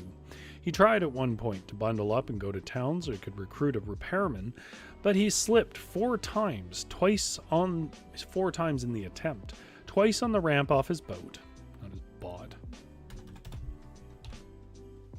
and twice on the riverbank after the ramp.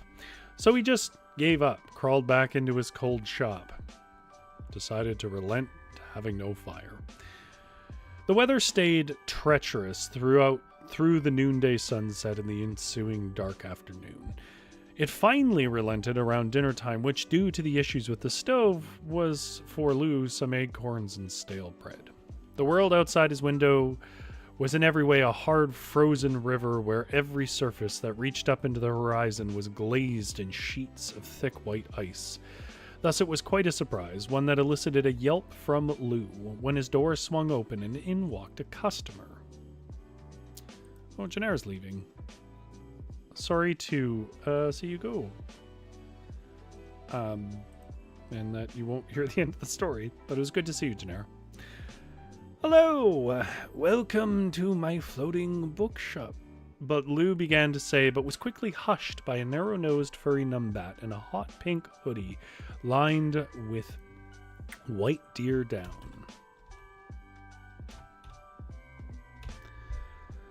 First impressions, it's quaint, but it's cold. Also, it smells like books, and that is boring.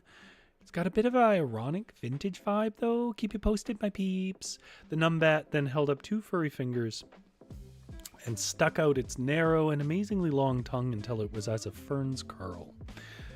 She winked and then stuffed the phone into her pocket, turning to Lou and said, "So do you, work here?" Lou was a bit on the back foot about this girl. He knew that the tale of ages was defined by an ever-shifting generation gap, but still, he could barely comprehend what even was happening. He cleared his throat and said, "Actually, yeah, I own the place." "Oh, cool, perfect." The little numbat unzipped her hoodie and underneath revealed a navy blue school uniform embroidered on the left side with the name Lucreza. "My name is Lou," he said, cutting into what was surely going to be a long string of words from the girl, at least if the long inhale she did before speaking was any indication. "I see you're named Lucreza." "Ew, no," the little numbat said, quickly checking her striped fur in a pocket mirror, then continuing, "That's just what my stupid mom called me. You can call me Rizarella. That's my real name." "Okay," Lou said, searching her face to see if this was a joke and finding no indication it was. "Miss, Rizarella, what can I find you today?" "Rizarella?" "Just Rizarella. I'm not married. Ew," the little numbat said, clearly misunderstanding how titles worked. "Anyways, Mrs. Godapple said I had to pick a book for the holidays that was, written in another time or whatever. And anyways, I thought we could make a deal where I review your little boat library on my Floof book feed. I have 100 followers, and you'd throw the book in for free." Before Lou could respond to this enticing offer, the door swung open, and a chubby creature with a round nose and a wobble that rippled through his entire body with each step became quickly stuck in the narrow front door. Lou had crossed paths with this creature before. It was an old wombat in Arborea he'd met early last week. It was a brief conversation, for he was a somewhat grumpy creature. The wombat, who referred to himself as Harold, and whom the town, as Lou later found out, referred to him as Old Man Harold, asked if Lou was the bookkeeper and whether Lou's shop stocked Snugglepot and Cuddlepie books, a book series that's said to have been started in the Feywilds, but was probably not. Certainly weird enough, though. Lou had a few of those books, and so Old Man Harold had made the journey to his shop today, apparently. "Well, this is a fine welcome fox," the old wombat grumbled as he tried to wiggle farther into the bookshop. despite the resistance of his wide butt against the frame of the door. Not all of us have the benefit of slender fox hips. Lou began to bumble out an apology for the trouble old man Harold was having at the door when little Lucrezia said, "Wait, do we have a deal or what? I have like so many followers. You'll get way more business." Lou began to feel pulled in too many directions. His shop was icy cold without the fire, his door was blocked by an impatient old wombat, and the stylish young numbat was insisting attention was still owed to her. With as much grace as the flustered fox could summon, he said, "How about you pick a book, dear, and I'll see what I can do." She looked annoyed, pulled her phone from her pocket, and as Lou rushed to help Harold through the door, he could hear the vain girl say to her phone, "This place is cold and smells like wet logs, but it does have a stupid amount of books. I'm undecided on it." Harold only grew more bitter as Lou got closer, saying, "Just like little folk to not accommodate me, I'm not fat. If that's what you're thinking." Lou began to bluster about how he never meant anything like that, but as he began to tug at the wombat's paw, he finally saw that a lineup of creatures had formed behind poor old stuck Harold. The nearest animal in that line was so close to the window, next to the door where Harold was stuck, that their black nose was drawing smears which froze nearly as quick as the little rodent was drawing them. When its two black eyes, slightly crossed, caught Lou's gaze, it spread a toothy smile up its furry cheeks, and it shouted through the glass, "Hello! You must be Lou! Lupercalia, specifically, right? Oh, just picked up the boat last year, that's you?" Lou squinted through the rapidly frosting window and was able to discern that this creature was a quokka.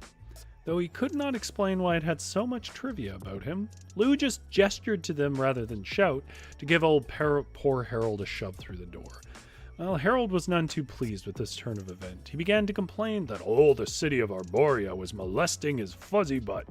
Still, with the group heaving and Lou hoeing, Harold finally popped like a cork into the little floating bookshop. In followed the loud but friendly quokka, who introduced themselves as Maya. Shortly after, with another bit of struggle at the door, followed a capybara with doleful eyes and a wide nose, who was named Calvin. Lucrezia, or Rizzarella as she insisted, decided she wanted an early print edition of Les Miserables from the collector's shelf in return for a good review to her, as she put it, 100+ followers. Before Lou could explain the sheer value of the massive book, Harold, already humiliated and bothered, began complaining that he could not find the copies of Snugglepot and Cuddlepie that he wanted. Lou turned quickly to the wobbling wombat and began to explain that he had a few extras in a box behind the counter he'd put aside after their conversation. He didn't get to finish this explanation, though, because both Maya and Calvin began squealing with delight that was near impossible to speak over. Apparently, they had found the last edition of Nancy Shrew they needed to complete their collection. They wanted to know the price of this last book as soon as possible. Lou's sweater was being tugged at, the wombat was grumbling at him, and far off in the corner, the young numbat was complaining into her phone again about how cold his shop was. Lou was about ready to scream when a hush fell over the shop as the low lights of the evening dimmed away to even darker tones, leaving only the flicker of candles under what was quickly becoming an impenetrably black sky. It was starfall. Everyone in the shop forgot the rush and focus of their individual lives. They all crowded up to the nearest window and watched as the pale stars streamed down into the horizon. "Do you think maybe a star will come to Arborea?" Rizzarella said.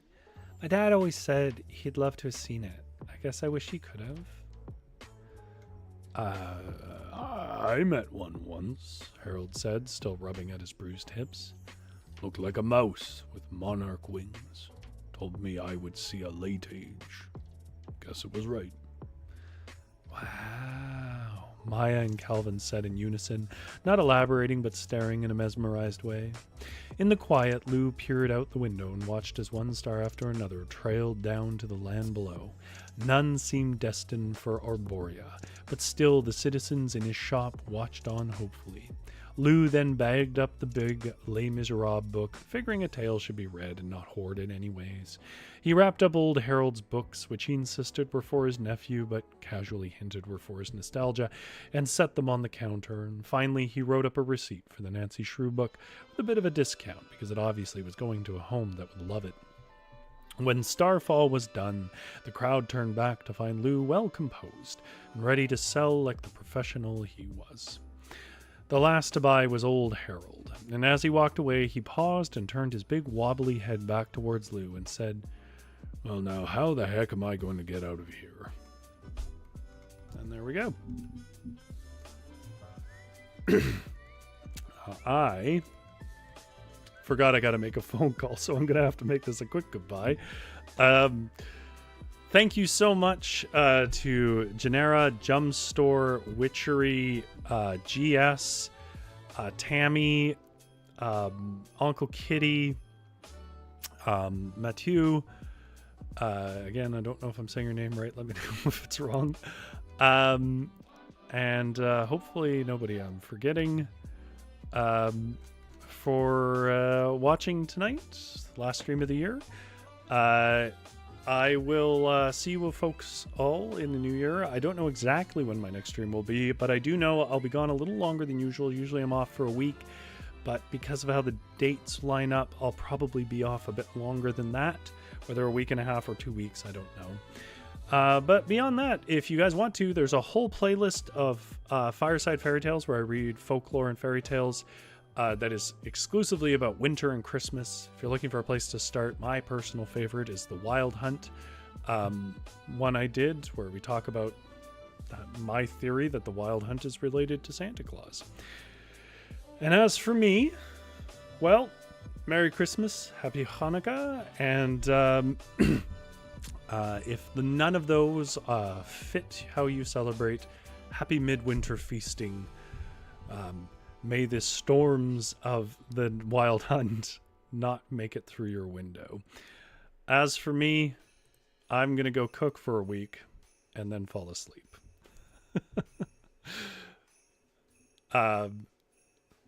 You folks have a great holiday. And as I usually say, you don't have to go home, but you can't stay here.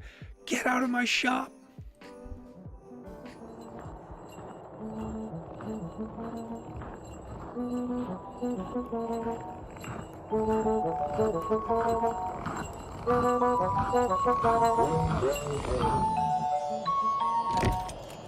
Några snälla barn här.